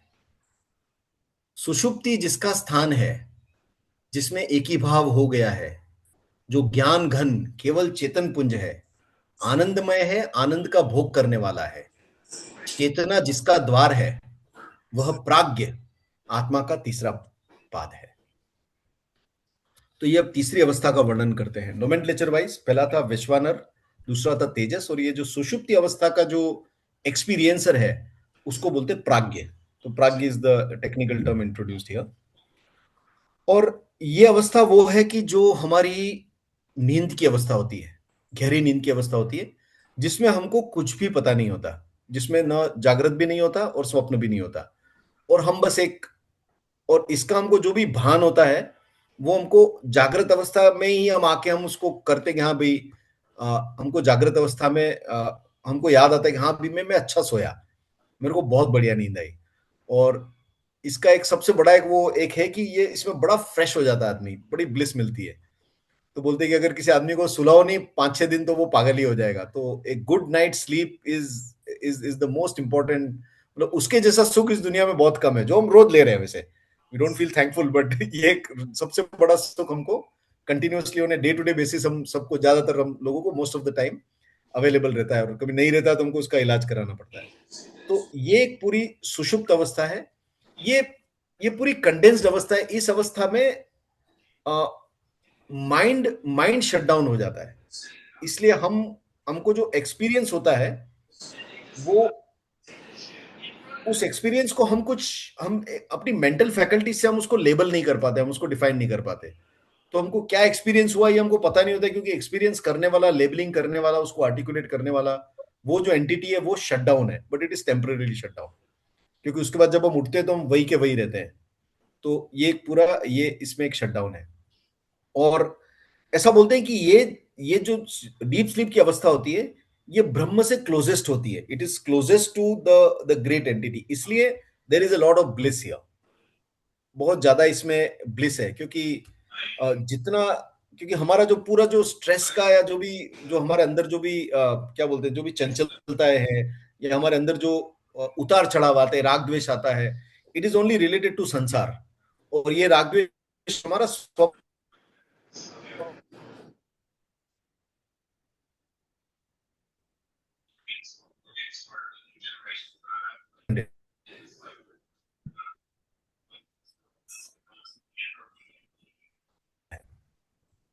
तो ये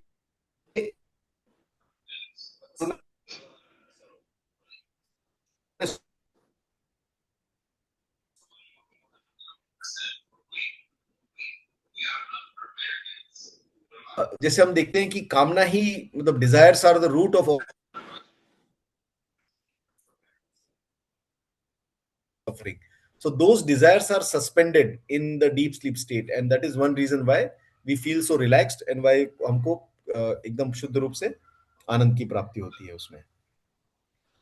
तो ये 3 अवस्था है उन्होंने बताई, और इसके बाद एक नेक्स्ट मंत्र भी इस पे है, मंत्र 6, उसको भी अपन थोड़ा सा डिस्कस कर लेते हैं, and then we go to the most important one which is the 7th one.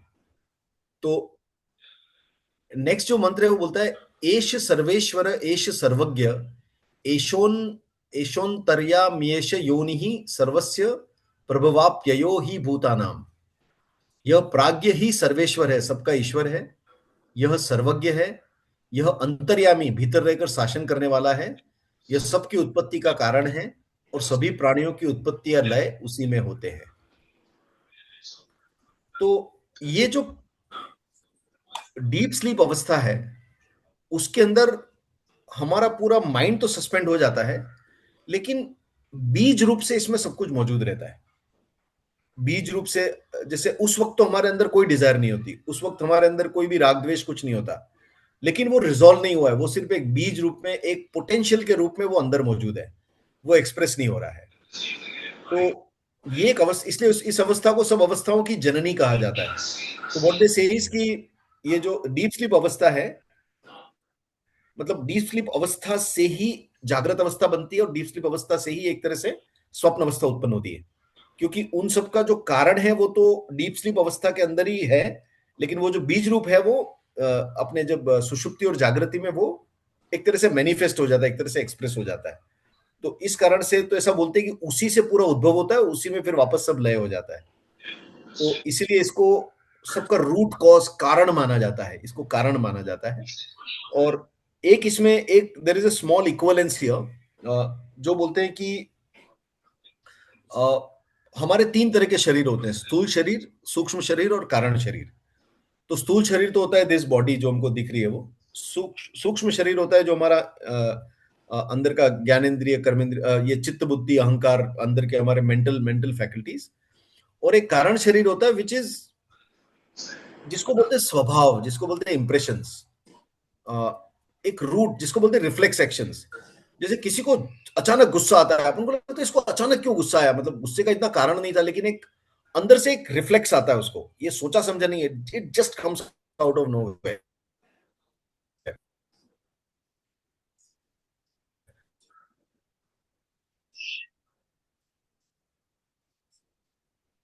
फिर उसके ऊपर वगैरह होते हैं, और फिर स्थूल शरीर जो कि हमारा मोटा मोटा है। तो इसमें एक अच्छी इक्विवेलेंस ये सीखने को मिली कि जब हम जागृत अवस्था में होते हैं तो हमारे स्थूल, सूक्ष्म और कारण तीनों शरीर एक्टिव होते हैं। जागृत अवस्था में हमारी बॉडी भी एक्टिव होती है, हमारे अंदर के सारे मेंटल फैकल्टीज भी एक्टिव होती है, हमारी इमेजिनेटिव फैकल्टीज भी एक्टिव होती है, और जो हमारे स्वभाव है वो भी पूरी तरह से एक्टिव होता है, राइट। जब हम स्वप्न में होते हैं तो हमारा स्थूल शरीर उस वक्त सस्पेंड हो जाता है, स्थूल शरीर इज नॉट एक्टिव, हम उसकी रिकॉग्नाइज नहीं करते, लेकिन सूक्ष्म शरीर और कारण शरीर वो दोनों एक्टिव होते हैं। इसलिए हमारा पूरा स्वप्न का निर्माण होता है उसी बीज के सोर्स से जो कि कारण शरीर है। लेकिन जब हम डीप स्लीप स्टेट में जाते हैं, सुषुप्ति में जाते हैं, तो स्थूल शरीर और सूक्ष्म शरीर दोनों सस्पेंडेड होते हैं, और सिर्फ कारण शरीर ही वहां मौजूद रहता है। तो कारण शरीर as the name suggest is a causal body, cause. तो ये कॉज के रूप में ये वहां उपस्थित रहता है। सो दिस वाज अबाउट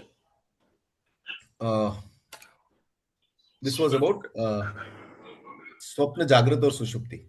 एक मैं ब्रेक लेता हूं। Anything Rashmin bhai you would want to add here? Rashmin bhai, Ashok bhai, KK sir, anybody? If you look at slope 2, हाँ, you need not go through it. I'm just mentioning something.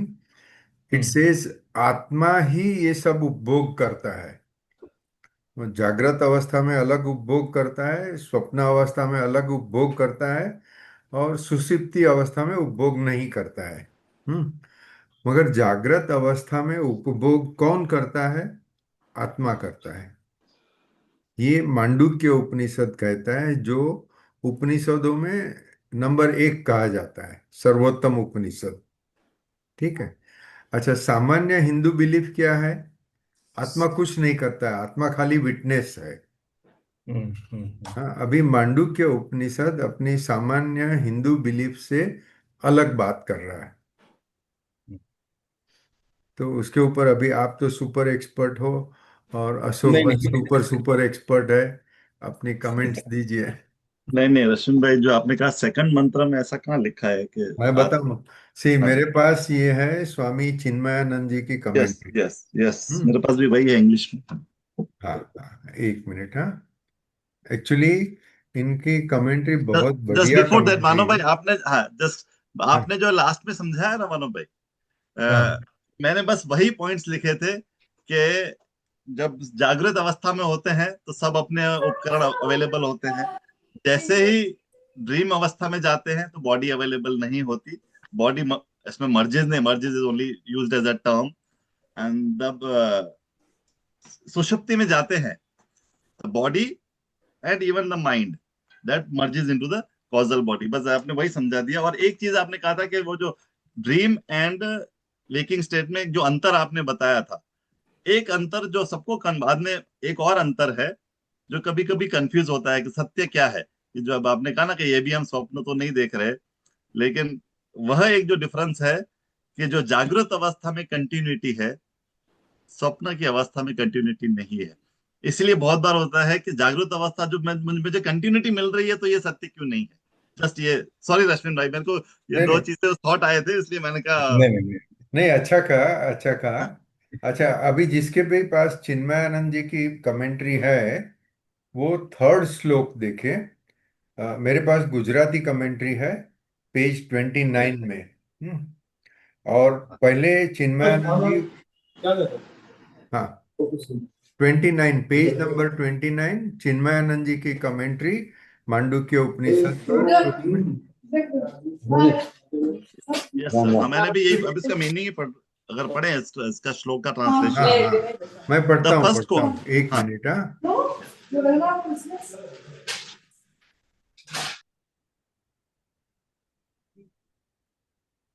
मैं एक मिनट लेके आता हूँ। आपने ही भेजी थी रश्मिन भाई, मैं खोलता हूँ, एक मिनट। Okay okay.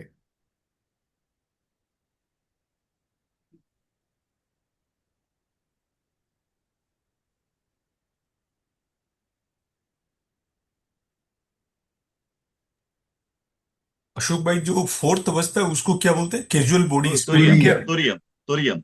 वैसे मांडुक्य उपनिषद वाले ने चतुर्थ अवस्था ऐसा ही लिखा है, गौड़पाद आचार्य जी ने उसको तुरीय नाम दिया है। और अच्छा। अभी वो ही नाम बहुत चलता है, तुरीय।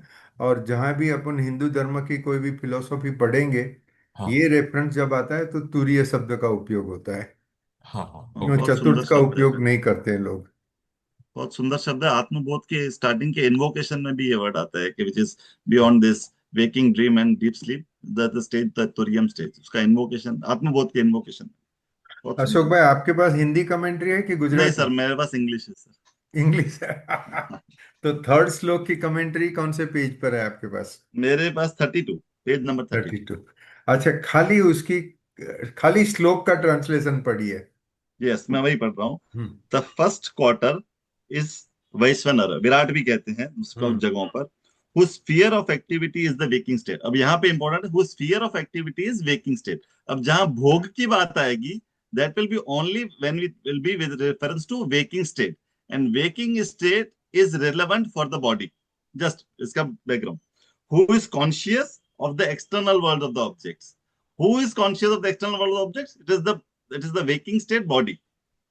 Who has 7 limbs, 19 mouths, and who enjoys the gross objects? And जो भोग की भी बात है, that gross body enjoys the gross objects. Okay. Because in the Gujarati commentary, such distinction is not made. So it's okay. I think I would go by your translation because that fits in with normal Hindu commentaries. So I will buy the English commentary also. Whoever has translated into Gujarati, थोड़ा गड़बड़ हाँ, हो करते सकता हैं. है उसमें से. हाँ मानव भाई चलिए. हाँ जी, तो अब आता है अपना एकदम क्लाइमैक्स यहाँ का, which is mantra number 7. It is amazing. इसमें तो मतलब इसमें क्या समझे क्या नहीं समझे we don't know, but we will try. अभी तक का तो क्या था कि मतलब आई थिंक उपनिषद की कोशिश ये है कि ये सब करके, सब चिंतन वगैरह करके आपको 7th पे लेके आना है, और 7th has to be experience, but we will still try इसमें क्या है. So let's try. This is the most important part. तो अब है मंत्र नंबर 7. तो अभी तक तो ये बताया कि तो 3 स्टेट हमको बताई, जागृत, स्वप्न और सुषुप्ति. तो जो पहले बोला था आत्मा के चतुष्पाद है, तो 3 पाद तो हमने डिफाइन कर लिए. अब 4th पाद जो चौथी अवस्था है वो पढ़ते हैं. इसको मतलब इसको पढ़ के भी थोड़ा आनंद आता है. संस्कृत चैंटिंग इटसेल्फ इज, दो इट इज इम्परफेक्ट, बट मजा अपने अपने चैंट नहीं कर पाते, बट इट्स फन. न अंतः प्रज्ञ प्रज्ञम न बहिष्प्रज्ञम, नो भयतः प्रज्ञम, न प्रज्ञान घनम, न प्रज्ञम न अप्रज्ञम, अदृष्टम, अव्यवहारम, अग्राह्यम, अलक्षणम, अचिंत्यम, अव्यपदेश्यम, एकात्म प्रत्यय सारम, प्रपंच प्रपंचोपशम, शांतम, शिवम, अद्वैतम, चतुर्थम मन्यन्ते स आत्मा स विज्ञेयः. Superb. अमेजिंग. तो इसका हिंदी ट्रांसलेशन मैं पढ़ता हूं. वह न तो भीतर के ज्ञान वाला है, न बाहर के ज्ञान वाला. तो अपना वो स्वप्न और वो वाला के कैंसिल हो रहा है अपना. वो अभी तक जो पढ़ा वो सब कैंसिल हो जाएगा इसमें. वह न तो भीतर के ज्ञान वाला है, न बाहर के ज्ञान वाला, न दोनों ओर के ज्ञान वाला, न ज्ञान गण है, न जानने वाला है, और न जानने वाला. वह अदृष्ट है, जिसे देखा ना जा सके. अव्यवहार्य है, जिसका किसी व्यवहार से निर्देश ना हो, मतलब नॉन ट्रांजैक्शनल, उसके साथ कुछ नहीं कर सकते. अग्राह्य, जिसे ग्रहण न किया जा सके.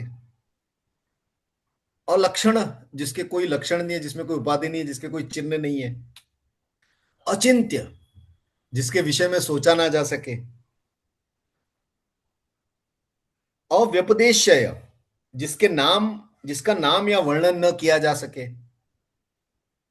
एकात्म प्रत्ययसार, we will come back to this. प्रपंचोपशम, जगत के प्रपंचों से रहित. शांत, शिव, कल्याणमय, अद्वैत, दो रहित है. इसे तुरीय, चौथा पाद मानते हैं. यही आत्मा है, वही आत्मा है, और वही जानने योग्य है. तो ये इसमें ये हुआ कि ये जो चारों जो अवस्थाएं होती है उसमें वन वर्थ नोइंग, जो worth investing our energies on, वो है ये 4th वन. और ये 4th वन क्या है, इसमें अगर आप देखोगे तो एक तरह से उसने पहले नेगेटिव से शुरू किया है, क्योंकि ये पूरा वेदांत में क्या है कि since it is very difficult to use with words, तो इसलिए वो उसको नेगेटिव से, वो नेति से ही चालू करना पड़ता है. ये नहीं, ये नहीं, ये नहीं, क्योंकि हमको तो जो नहीं है वही हमको सही लगता है, तो वो उसको काट के फेंक देते हैं, हमको निकाल देते हैं उसमें बाहर. तो न अंतः प्रज्ञम, no internalize consciousness, no externalize consciousness, no intermediate consciousness, no experience like deep sleeper, neither knowledge nor ignorant, you can't see it, you can't do vyavahar. तो इसमें एक एक शब्द है वो, बिकॉज टाइम कम है, तो मैं इसमें आई मतलब we would have love to really, एक आगे मुझे और भी इसके बाद है ना कुछ साधनोपयोगी बातें हैं, तो that also I would like to share. And अच्छा 7:30 तो हुए, एनीवे, ओके, सॉरी. तो एनीवे टाइम चेक था थोड़ा सा। तो इसमें ये जो है, अब इसमें जो जो लिखा है इन्होंने, जो मैंने अभी पढ़ा, कि इसको टू माय माइंड इसको मैं कैसे कंसेप्चुलाइज करूं, जो बाहर भी नहीं जानता, अंदर भी नहीं जानता, जिसका नाम भी नहीं है, जिसका चिंतन भी नहीं कर सकते, जो जानने वाला भी नहीं है, जो न जानने वाला भी नहीं है। How do I make sense of it? Poetically ये बहुत अच्छा लगता है सुनने में, वाह मजा आ गया, लेकिन what do I make of it? में मेरे लिए कहाँ, मतलब मैं इसमें एंट्री कैसे लूं मैं, क्योंकि एंट्री पॉइंट नहीं दिखता है। लेकिन वो एक जो एंट्री पॉइंट एक इन्होंने दिया है, जो आई थिंक हम सब इसका यूज कर सकते हैं, और वो एंट्री पॉइंट है एकात्म प्रत्यय सार।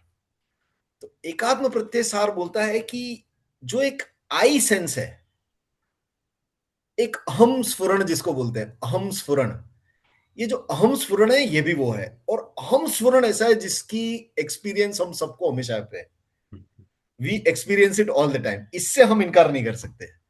तो at every point of time अगर हमको बाकी किसी चीज में शक हो ना हो, हमको एक चीज पे कभी बाकी चीज पे विश्वास होना हो, लेकिन एक चीज पे हमको हमेशा विश्वास रहता है कि मैं हूं, आई डू एग्जिस्ट। और हमारे, जैसे हम कभी नींद से उठते हैं कभी सुबह, और एक फ्रैक्शन ऑफ सेकंड के लिए हम we are not able to make sense of external world, right, एकदम इमीडिएटली नहीं, पर एक जैसे ही उठते हैं, जैसे आंख लगती है और हमको एक सेंस आता है, आई एम। और वो जैसे ही आई एम होता है, उसके बाद फिर सारी दुनिया खटाखट खटाखट, फिर वापस अपन उस ट्रांजेक्शन में घुस जाते हैं। तो एक आई एम जो है, आई एम की फीलिंग, ये इस पूरे 7वें मंत्र में जो भी बोला है उसमें ये एक है जो हमारे लिए एंट्री पॉइंट हो सकता है। This is part of our experience and we have to recognise this. इसको हमको हमेशा, इस पे हमको आगे निरंतर इस पे एंट्री लेके फिर हम we can probably crack the whole code. तो इसमें अभी मैं आऊंगा कि जो अपने जो जो जनक और राजा अष्टावक्र का एग्जाम्पल था, कि जनक ने उस स्टोरी में बोला था कि कौन सत्य, वो मतलब ये जो मेरा राज्य जो मैं अभी भोग रहा हूँ, मिथिला का राजा हूं मैं, अनेक मेरे पास खाने पीने की कोई कमी नहीं है, सब ऐशो आराम है, ये सत्य? या फिर वो स्वप्न जो भी कुछ देर पहले मेरा जो एक्सपीरियंस था कि मेरे पास खाने को नहीं था और मैं मर रहा था और बहुत कष्ट में था, इसमें से दोनों में कौन सत्य है बताओ? तो Ashtavakra what he establishes last में इसकी, न वो सत्य न ये सत्य, तो क्या सत्य? तुम सत्य, क्योंकि तुम दोनों अवस्थाओं में थे। There is something common in all the avastha. एक एक मतलब ये एक छोटी सी एक कॉमन लिंक है इन सब में, जो कि ये अवस्था यूं तो देखा जाए तो म्यूचुअली एक्सक्लूसिव है। अब कहाँ वो जनक का राजा का दरबार, और कहाँ वो अपना वो जो मतलब क्या बोलते जंगलों में या कहीं घूम रहा है, वो उन दोनों में देयर इज नो सिमिलैरिटी। न स्थूल में सिमिलैरिटी, किसी भी लेवल पे सिमिलैरिटी नहीं है, लेकिन एक सिमिलैरिटी जरूर है कि there was this feeling of I-ness which was flowing throughout. वही जनक था, वही था। स्वप्न किसने देखा? तो मैंने देखा। रात को कौन अच्छा सोया? तो मैं सोया। अभी क्या हो रहा है? तो मैं। तो एक जो मैं जो है, इन वो अहंकार के सेंस में नहीं, बट एक जो आई थ्रोबिंग, एक अहम स्फुरण, इस बहुत अच्छा वर्ड लगा मुझे, इसको कैसे ट्रांसलेट करें पता नहीं, but I consciousness, I sense which always, जो हमारे साथ हमेशा होता है। तो ये 7वां मंत्र बोलता है कि वो जो जो चौथा है, चौथा तुरीय, वो ये आई सेंस है, that is the I sense. And इसलिए इसको बोलते हैं एकात्म प्रत्यय सार। इसलिए अब हम वापस मंत्र नंबर 2 में जाते हैं। तो मंत्र नंबर पहला में बोला था कि ओमकार इज इदम सर्वम, ये भूत भविष्य वर्तमान, ये सब वो है। और फिर बोलते हैं कि ये जो आत्मा है ये भी ब्रह्म है। तो ये जो आई है, विच इज अल्टीमेटली, जिसको हम आत्मा बोलते हैं, आई इज आत्मा, तो वो आत्मा है, वो भी वही ब्रह्म है। तो ये दिस वाज ब्यूटीफुल। और तो इस पे हमारा मतलब ये जो हमारे आई सेंस है, वो this is one very important, इसका 7वें मंत्र का एक इंपॉर्टेंट एलिमेंट है। और फिर लिखा है प्रपंचोपशम। प्रपंचोपशम मतलब जिसमें जगत के सारे प्रपंच से रहित होता है, शांत शिव कल्याणमय और अद्वैत दो से रहित है। इसमें एक शांत और शिव, ये जो दो चीजें, ये मुझे थोड़ी इसकी यूटिलिटेरियन वैल्यू लगी मुझे, कि एक बोलते हैं कि आखिर मैं सब क्यों कर रहा हूं, ये मतलब why are we doing this subject Mandukya Upanishad, there are so many other good things to do for us. अभी अपन कुछ भी अच्छी पिक्चर, धुरंधर पिक्चर देख सकते थे, या we can go out and eat somewhere, अच्छा कर सकते हैं, but why are we doing this? And I think हम ये इसलिए कर रहे हैं क्योंकि कहीं ना कहीं हम बेचैन है, we are not happy, we have, हमारे अंदर कहीं ना कहीं बहुत खलबली मची हुई है। हमने सब भोग करके देख लिया, जिस एज ग्रुप में हम है, हमने काफी कुछ दुनिया के साथ मशक्कत करके सब देख लिया, कहीं भी हमारी बात बन नहीं रही है कहीं भी। हमारी बात बन नहीं रही है, कहीं भी शांति नहीं मिल रही, कहीं भी एक फाइनल कंक्लूसिव कुछ हमको ऐसी एक प्लेस ऑफ रेस्टिंग नहीं मिल रहा कि हाँ यार यहाँ में आके अब मैं सेटल हो गया मेंटली, अब मेरी लाइफ सेट है। ऐसा बोलते हैं ना, वो सरकारी नौकरी लग जाती है लाइफ सेट हो जाती है, वो वाली फीलिंग हमको अभी तक बिल्कुल नहीं आई है हमारी लाइफ में। और तो ये प्रॉमिस करता है कि ये शांत है। तो एक जो जिस पीस के लिए हम मारे मारे घूम रहे हैं बचपन से, अच्छी पढ़ाई करोगे फिर शांति है तुम्हारे, अच्छा तुम जो भी अपनी पढ़ाई कर लोगे, सीए बन जाओगे तो शांति, प्रैक्टिस जम जाएगा तो शांति, शादी हो जाएगी तो शांति, बच्चे हो जाएंगे तो शांति, बच्चे अच्छा पढ़ लिख जाएंगे तो शांति, बच्चों की शादी हो जाएगी तो शांति, पोते हो जाएंगे तो शांति। शांति इज ऑलवेज लाइक ए गाजर, वो गधे के ऊपर एक गाजर लगा दो और वो गधा घूमता रहता है और शांति की खोज में, और शांति उसके हाथ में कभी नहीं आती। एंड नाउ वी नो कि कभी नहीं आ रही है शांति। बट ये एक चीज है जो हमको प्रॉमिस कर रहा है कि ये जो चौथा वाला है वो शांत है। तो जिस शांति की हम खोज में, that is being promised here, one big thing. और दूसरा ये बोलता है शिव है, कल्याणमय है, मतलब इट इज ऑस्पिशियस। तो ये शांत और शिव, ये जो दो वस्तुएं, इसकी मुझे यूटिलिटेरियन वैल्यू लगी कि हम एक जो बनिया आदमी बोलते हैं मैं क्यों करूं ये सब, तो भाई ये तुम इसलिए करो क्योंकि इससे ये तुमको फायदा होगा, तुम्हारे अंदर शांति और कल्याण में दोनों होगा। और इसको इसे तुरीय चौथा पद मानते हैं और यही आत्मा है, यही जानने योग्य है। तो यस, तो ये एकात्म प्रत्यय सार वाज द मेन थिंग जो कि मुझे बहुत लगा। एक एक अच्छी बात ये प्रपंचोत्सव में एक अच्छी बात बताई थी जो कि मेरे ख्याल से एक अच्छा एक पॉइंट मुझे टच किया, तो which I would just like to share कि एक उन्होंने एक उसमें कोई ना मनन के पॉइंट्स दिए थे कि आपने श्रवण तो कर लिया आप, तो लेकिन मनन किसका करोगे आप, तो कुछ पॉइंट्स दिए थे कि just reflect on these thoughts. तो उन्होंने ये जब ये एक्सप्लेन कर रहे थे प्रपंचोपशमम, तब बोल रहे थे कि जस्ट थिंक कि ये जो ये जो पूरा जो जगत दिख रहा है तुमको, जगत का प्रपंच, ये जो भिन्न भिन्न अवस्थाएं दिख रही है, क्या ये सब सही है या ये एक मनस्पंदन है, एक एक मतलब it is just a wave of your mind, is does it really exist? And वो दे डोंट गिव आंसर, वो बोले जस्ट थिंक ऑन दोस कि ये क्या सही है कि नहीं, ये सोचो ये सब है कि नहीं। एंड एक दूसरा जो अच्छा दिया था वो था कि ये पास्ट और future, do they really exist या ये भी सिर्फ एक मनस्पंदन है, what is it? And upon different reflection अपन को लगता है कि पास्ट है वो as memory, it is in present, there is no past. What is past? Past is a memory, but where is that memory? Memory is in the present. So past is in the present. And future है, future हमारी imagination है, expectation है, worries है, anxiety है, जो भी है, but all that is in present, future है ही नहीं। आई एम सो सॉरी, एक कॉल आ रहा है, जस्ट रश्मिन भाई just give me 1 minute. Please go sorry, ahead, बार बार प्लीज फोन आ रहा है। हाँ, प्लीज प्लीज। कुछ अर्जेंसी तो नहीं है, बस एक मिनट पूछ लेता हूँ, 1 मिनट के लिए।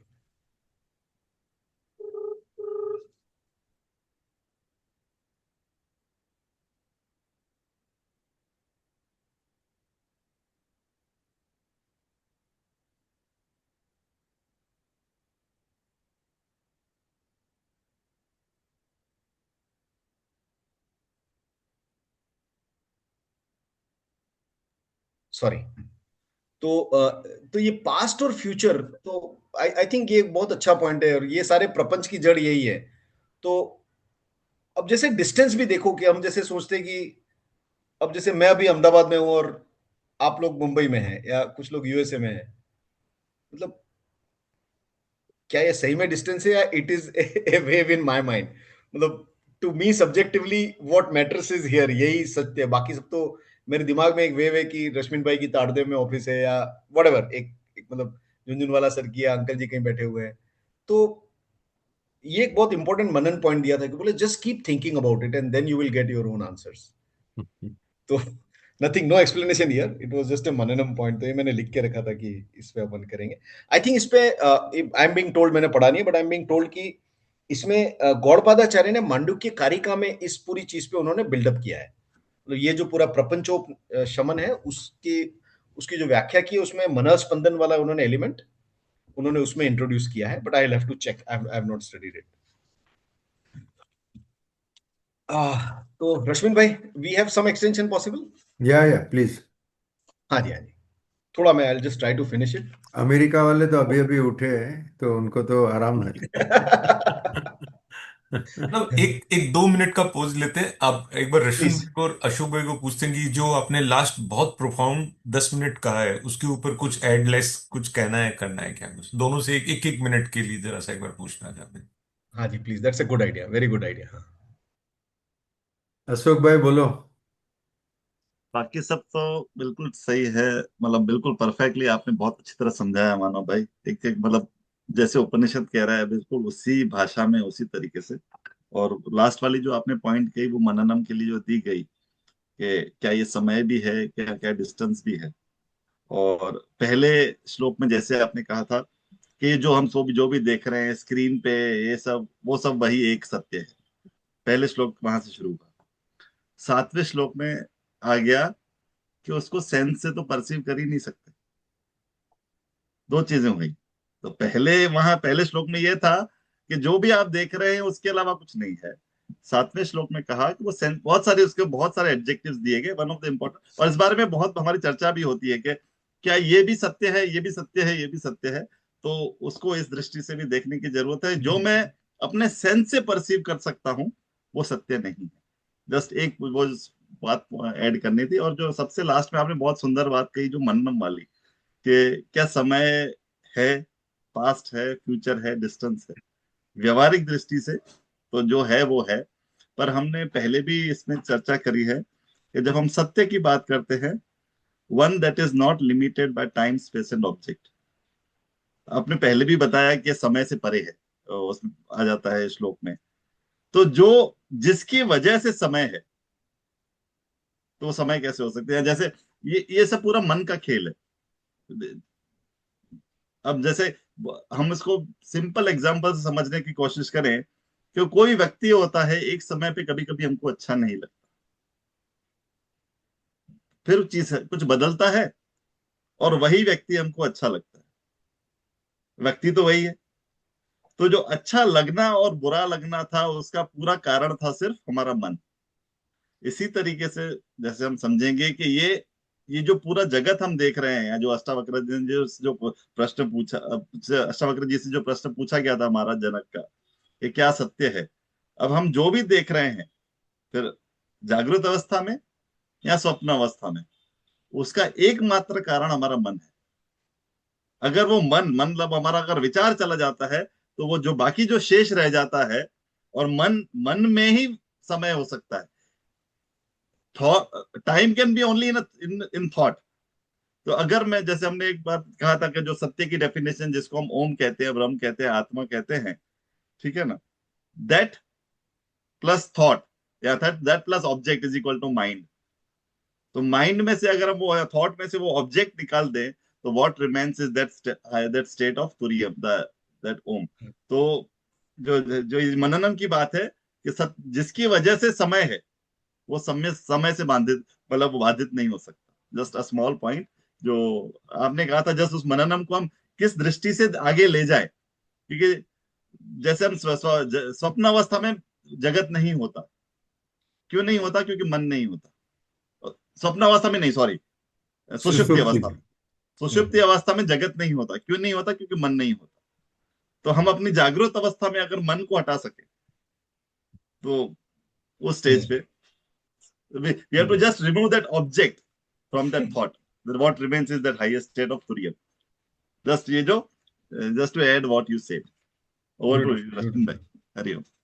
मैं जल्दी से एक लूजली बोलता हूँ, अभी अशोक भाई से ही बोरो करूंगा मैं। इन्होंने बहुत एक मैथमेटिक्स का जो फार्मूला दे दिया कि जब वो मन ही नहीं रहता है उसके अंदर, तो वो आपका जागृत अवस्था में भी तूर्यम अवस्था में पहुंच जाओगे। जब आपका मन ही नहीं रहेगा तो आप सीधे जागृत में ही सीधा तूर्यम में पहुंच। प्लीज मुझे माफ करना, लेकिन मुझे एक जस्ट टेक अवे सा मिल गया जो सही सा भी लगता नहीं, है। बिल्कुल ये बट इसी कस्टमर जी, इसी को हमने पिछली बार मनोलय और मनोनाश से समझा हाँ था। हाँ हाँ, राइट राइट इसी चीज को। Right right right. प्लीज हाँ, रश्मिन भाई please. I'm just not elaborating, I'm just telling certain theories which exist in philosophy. The theory is time and space do not exist. हमको तो समय का और स्पेस का अनुभव होता ही है। मैं यहाँ बैठा हूँ, आप 2 किलोमीटर दूर है, अशोक भाई 400 किलोमीटर दूर है। तो स्पेस का अनुभव हमें होता है, समय का भी अनुभव होता है, मगर वैदांतिक थियरी के हिसाब से समय और जगह, वो उसका अस्तित्व नहीं है। तीसरी थियरी है कि सेपरेशन डज नॉट एग्जिस्ट। अभी हम जो मानते हैं कि मैं रश्मिन हूँ, आप कृष्ण कुमार जी हैं, आप अशोक जी हैं, आप मानव जी हैं, हम सब अलग अलग मानते हैं। अगर यहाँ हम 10 इंसान बैठे हैं बात करते हैं तो 10 अलग अलग लोग हैं, हमारा कंप्यूटर हमसे अलग है। ये गलत है। अभी इसका ये गलत है कहने से मतलब कि सेपरेशन डज नॉट एग्जिस्ट, उसका काउंटर मीनिंग सिंपल है, अद्वैत। सब एक ही है। और वो अद्वैत का एक समरी ऐसा है, अद्वैत का तो विश्लेषण बहुत हो सकता है, मगर मैं एक कहता हूं कि सिर्फ ब्रह्मन है। वो एक ब्रह्मन अनंत रूपों से व्यक्त हो रहा है और अनंत तरह से अव्यक्त भी है। तो व्यक्त भी वही है, अव्यक्त भी वही है, अनुभव करने वाला भी वही है, बोलने वाला, झगड़ने वाला, प्रेम करने वाला, सब वही है। अभी यही कारण है कि भारत की 1 करोड़, कितने, 140 करोड़ की बस्ती में मुश्किल से 4,000 लोग अद्वैत को रियलाइज करते होंगे या मानते होंगे। बाकी धर्म अपना बराबर है, अद्वैत को छोड़ो एक बाजू। मतलब जो हमसे, हमारे रोज बरोज के अनुभव से विरुद्ध है, ऐसी बातें करता है अद्वैत। मगर सभी हिंदू धर्मगुरुओं का कहना है अद्वैत ही सही है। तो अभी मानव भाई हमें अद्वैत सिखा रहे हैं, हमें सीखना है। जी बिल्कुल, please, thank you so much. Please carry on. तो इसमें लास्ट के जो 5 श्लोक हैं, 5 मंत्र हैं। एक श्लोक और मंत्र में एक को टेक्निकल डिफरेंस कई लोग बताते हैं कि श्लोक वो होते हैं जिसमें there is some type of, जिसमें कोई शिक्षा दी जाती है। मतलब आपको उसका मतलब समझना है और मतलब समझ के आपको एक शिक्षा दी जाती है। और श्लोक होते हैं वो जनरली किसी व्यक्ति ने बनाए होते हैं। और तो श्लोक करने का एक रचयिता होता है, somebody who makes it। और जो मंत्र होते हैं वो ऐसा बोलते हैं, मंत्र में बोलते हैं मंत्र दृष्टा। तो ये जो मंत्र जो लिखे गए हैं, ये किसी किसी मतलब किसी लेखक ने नहीं लिखे गए हैं। उनको इस मंत्र का दर्शन हुआ था और वो फिर उन्होंने उसको कॉपी किया, उन्होंने एक तरह से, मतलब ये किसी अतीन्द्रिय प्लेन से आके वो मंत्र दिखे, तो मंत्र का ये होता है। दूसरा ऐसा बोलते हैं कि श्लोक का अगर आप अर्थ समझ लो तो दैट इज एडिक्वेट। बट मंत्र में बोलते हैं कि मंत्र का आप अर्थ समझो तो बहुत ही अच्छा, मंत्र का अर्थ ना भी समझो तो मंत्र का जो उच्चारण होता है दैट इटसेल्फ इज पावरफुल। इसलिए मंत्रों के उच्चारण में बहुत ज्यादा आदमी, बहुत मतलब one has to be very particular, क्योंकि एक एक चीज का बियॉन्ड मीनिंग भी बहुत महत्व है, वो साउंड इटसेल्फ का महत्व है। तो इसलिए उपनिषद में जो भी है उसको बोलते हैं मंत्र। बाकी Mahabharata Ramayana including Bhagavad Gita which is part of Mahabharata, उन सबको बोलते हैं श्लोक। जस्ट एक स्मॉल न्यूएंस। नहीं नहीं मानव भाई, हेलो। हाँ जी, हाँ जी। हाँ yes. Sorry, there is one more important difference. Hmm. श्लोक गिव्स अस इंफॉर्मेशन। हमने हम्म। कुछ पढ़ा, समझा तो समझा, नहीं समझा तो नहीं समझा, मगर वो इंफॉर्मेशन है। हम्म। मंत्र में अपनी एक ताकत है। वाह वाह। हाँ, और वो बहुत ज्यादा इम्पोर्टेंट है। क्योंकि मंत्र, खाली मंत्र उच्चारण से कुछ महत्व नहीं है। मंत्र अगर सही तरह से उच्चार किया गया तो उसकी अपनी एक ताकत है। ज्यादातर वो पॉजिटिव ताकत ही होती है, मगर वो ताकत है। और जो उसको उसका अनुभव हुआ, जैसे सभी लोग बोलते, सबने, हमारे ग्रुप में तो सबने कम से कम ओम अच्छी तरह से बोलने का प्रयत्न तो किया ही होगा। अभी वो ओम खाली बोलो, मंदिर में नहीं जाओ, उपासना नहीं करो, तो भी ओम की खुद एक अपनी ताकत है। और ऐसे कुछ मंत्र है, राम शब्द भी मंत्र है। और राम सही तरह से बोलने से हृदय को शांति मिलती है। और इसी कारण से जब लोग स्मशान यात्रा में जाते हैं तो राम बोलो भाई राम, राम बोलो भाई राम करके जाते हैं, मगर वो कोई भी अच्छी तरह से उच्चार नहीं करता है। राम शब्द का उच्चार अच्छी तरह से करे तो मन में, हृदय में शांति होती है। ये मंत्र की ताकत है। यस, सही, बिल्कुल रश्मि भाई। इसी को जैसे संस्कृत टेक्निकली कहा जाता है, हाँ मानव जी, मनना त्रायते इति मंत्र। अच्छा। हाँ त्रायते मति दैट विच प्रोटेक्ट्स, मननाथ रिपीटेशन, मेडिटेशन, जिसके उसको जिससे मैं बार बार करता रहूं वह मुझे प्रोटेक्ट करता है, उसको मंत्र कहते हैं। मननाथ त्रायते इति मंत्र। अच्छा, जिसको रिपीट करने से हमारी रक्षा होती है, मतलब ओके, ग्रेट, वंडरफुल। एक और अच्छा एग्जांपल था जो जो उन्होंने दिया था, ये जो किसी रामकृष्ण मिशन के दूसरे साधु ने माता जी को दिया, जिन्होंने हमको बताया। उन्होंने कहा कि जी, माता इमेजिन जी ए रेलवे तुम्हारी स्टेशन। से, मानव भाई, माता जी की हाँ उम्र तुम्हारे से कम है, हाँ, कम है, बिल्कुल होगी।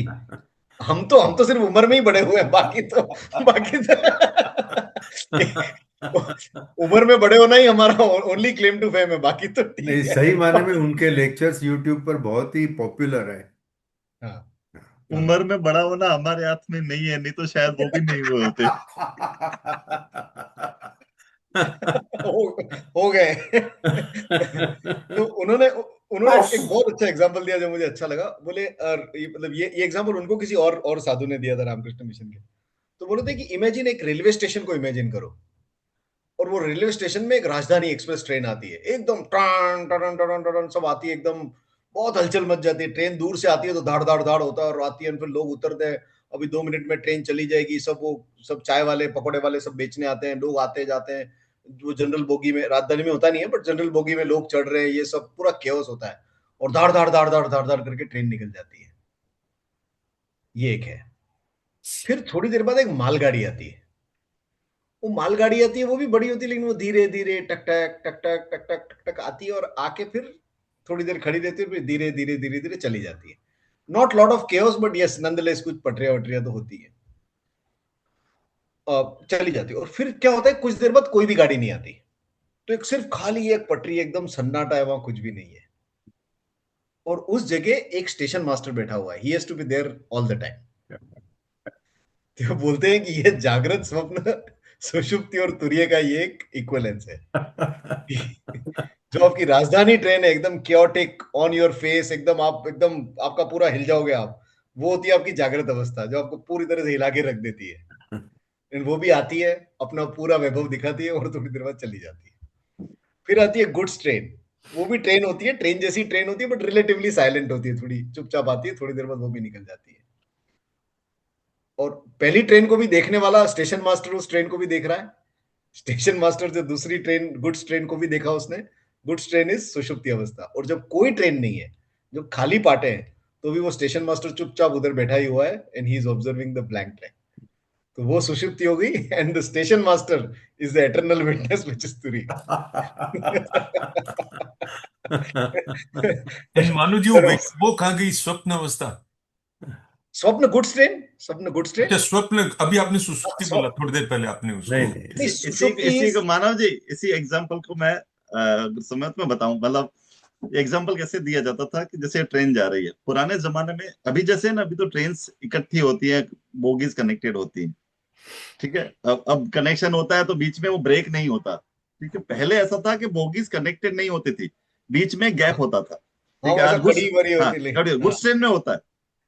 तो जैसे जो बैठा हुआ है station master, see when this train is flowing, is moving, each bogie is like, is one thought, each bogie is going like one thought. एक गई, दूसरी गई, तीसरी गई, चौथी गई, ठीक है। वो पहले सेम वो मैथमेटिकल फॉर्मूला बैठेगा यहाँ पर वैसे ही, कृष्ण कुमार जी। इन बिटवीन ईच बोगी, वो जो पीछे एक सामने आपको जो कट आता है, सामने का आपको दिखता है, दैट्स सामने क्या है वो दिखता है। So that bogey is a thought. बीच में जो एक पोर्शन आता है, there is no thought, and then again there is a thought. So between the two thoughts, मतलब वो स्वामी चिन्मयानंद जी अलग तरीके से समझा दे कि when the first thought is thoughted and before the second thought is thoughted, in between what you see is that state where there is no thought. So जो बीच में आता है, where that is where there is no thought. तो train का वो इस तरीके से भी समझाया जाता है। जो आपने कहा वो दोनों एक ही चीज है, कि मतलब one bogie is one thought, another bogie is another thought, but the state where there is no thought, that is the, वो जो स्टेशन मास्टर विटनेस करता है, where there is no thought, that is that state of Turiya. That is the state of Turiya. Beautiful, beautiful. Very nice example. Great. अब मैं quickly just to give a sense of completion in interest of time, तो इसमें जो last के जो श्लोक्स हैं अभी 8, 9, 10, 11, 12, ये क्या करते हैं कि ये ओम और ये जो अवस्था है, जो 4 अवस्था हमने बताई या चतुष्पाद, उसके बीच का इक्विवेलेंस क्रिएट करते हैं। तो ये बोलते हैं ओम में अ उ म, और तो अ जो है वो एक मंत्र बताता है कि अ है, it is equivalent of waking state. फिर जब ऊ बोलते हैं ओ, तो ऊ आता है, that is equivalence of dream state. और जब म आता है लास्ट में, तो म is equivalent of deep sleep state. और उसके बाद ओम हम बोलते हैं, तो ओम जब पूरा हो जाता है उसके बाद then there is a gap, I think between 2 trains there is a gap, so between 2 Om there is a gap, और वो जो गैप है उसको बोलते हैं अमात्रा, और वो अमात्रा है वो तुरीय है। तो हम जब बोलते हैं ओम,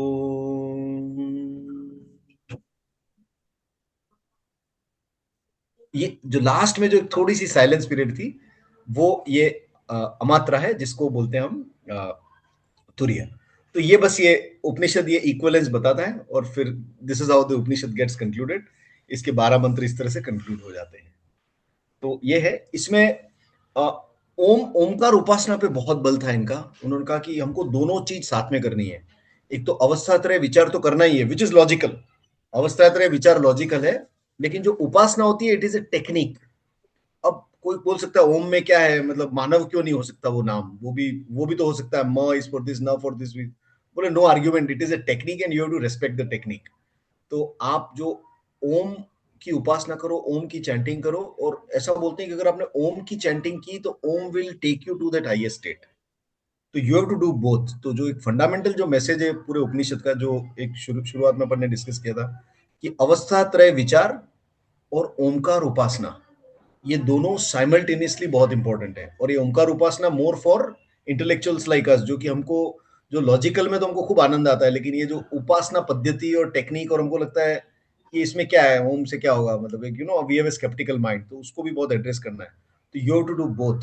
और उन्होंने एक बहुत अच्छी बात बोली थी कि उन्होंने बोला अगर आप ये सब चिंतन करोगे, पढ़ाई करोगे, और अगर आपने टेक्निक का नहीं लिया तो you will become wise fools. ऐसा लिखा था, you will become wise but you will be fool. तुमको मालूम सब होगा but you will not have any realisation. So technique, साधना पद्धति, वो सब बहुत ज्यादा इंपॉर्टेंट है। You have to give equal importance to this, and you to give importance to both, but with अर्थ निर्णय। तो जैसे अगर हम ओमकार कर भी रहे हैं तो ओमकार अर्थ निर्णय, जो पहले मंत्र में था कि ओमकार इज इदम सर्वम वगैरह वगैरह, तो सब उसका अर्थ अच्छी तरह चिंतन करके फिर इसकी प्रैक्टिस बहुत जरूरी है। तो it was very heavily recommended कि आप कम से कम 15 मिनट अगर आप ओमकार की रोज बोल के अगर आप प्रैक्टिस करते हो तो it will do a lot of good to you. But वो बोले वो करने पे ही पता चलेगा, don't ask how why, just do it and just see how it is working. तो ये इस तरह से उपनिषद पूरा। मेरे पास 8 पॉइंट में और लिख के लाया था, साधनोपयोगी बातें, तो मानव भाई, वो हम कभी बाद में करेंगे। हाँ, no, in January meeting you can continue so that you can give a really full full version technique, of, हाँ full complete technique. Picture, complete picture. हाँ जी, हाँ, हाँ आप कंप्लीट करो नेक्स्ट जनवरी में। अभी आप बताओ कौन सा फ्राइडे आपको कन्वीनियंट है।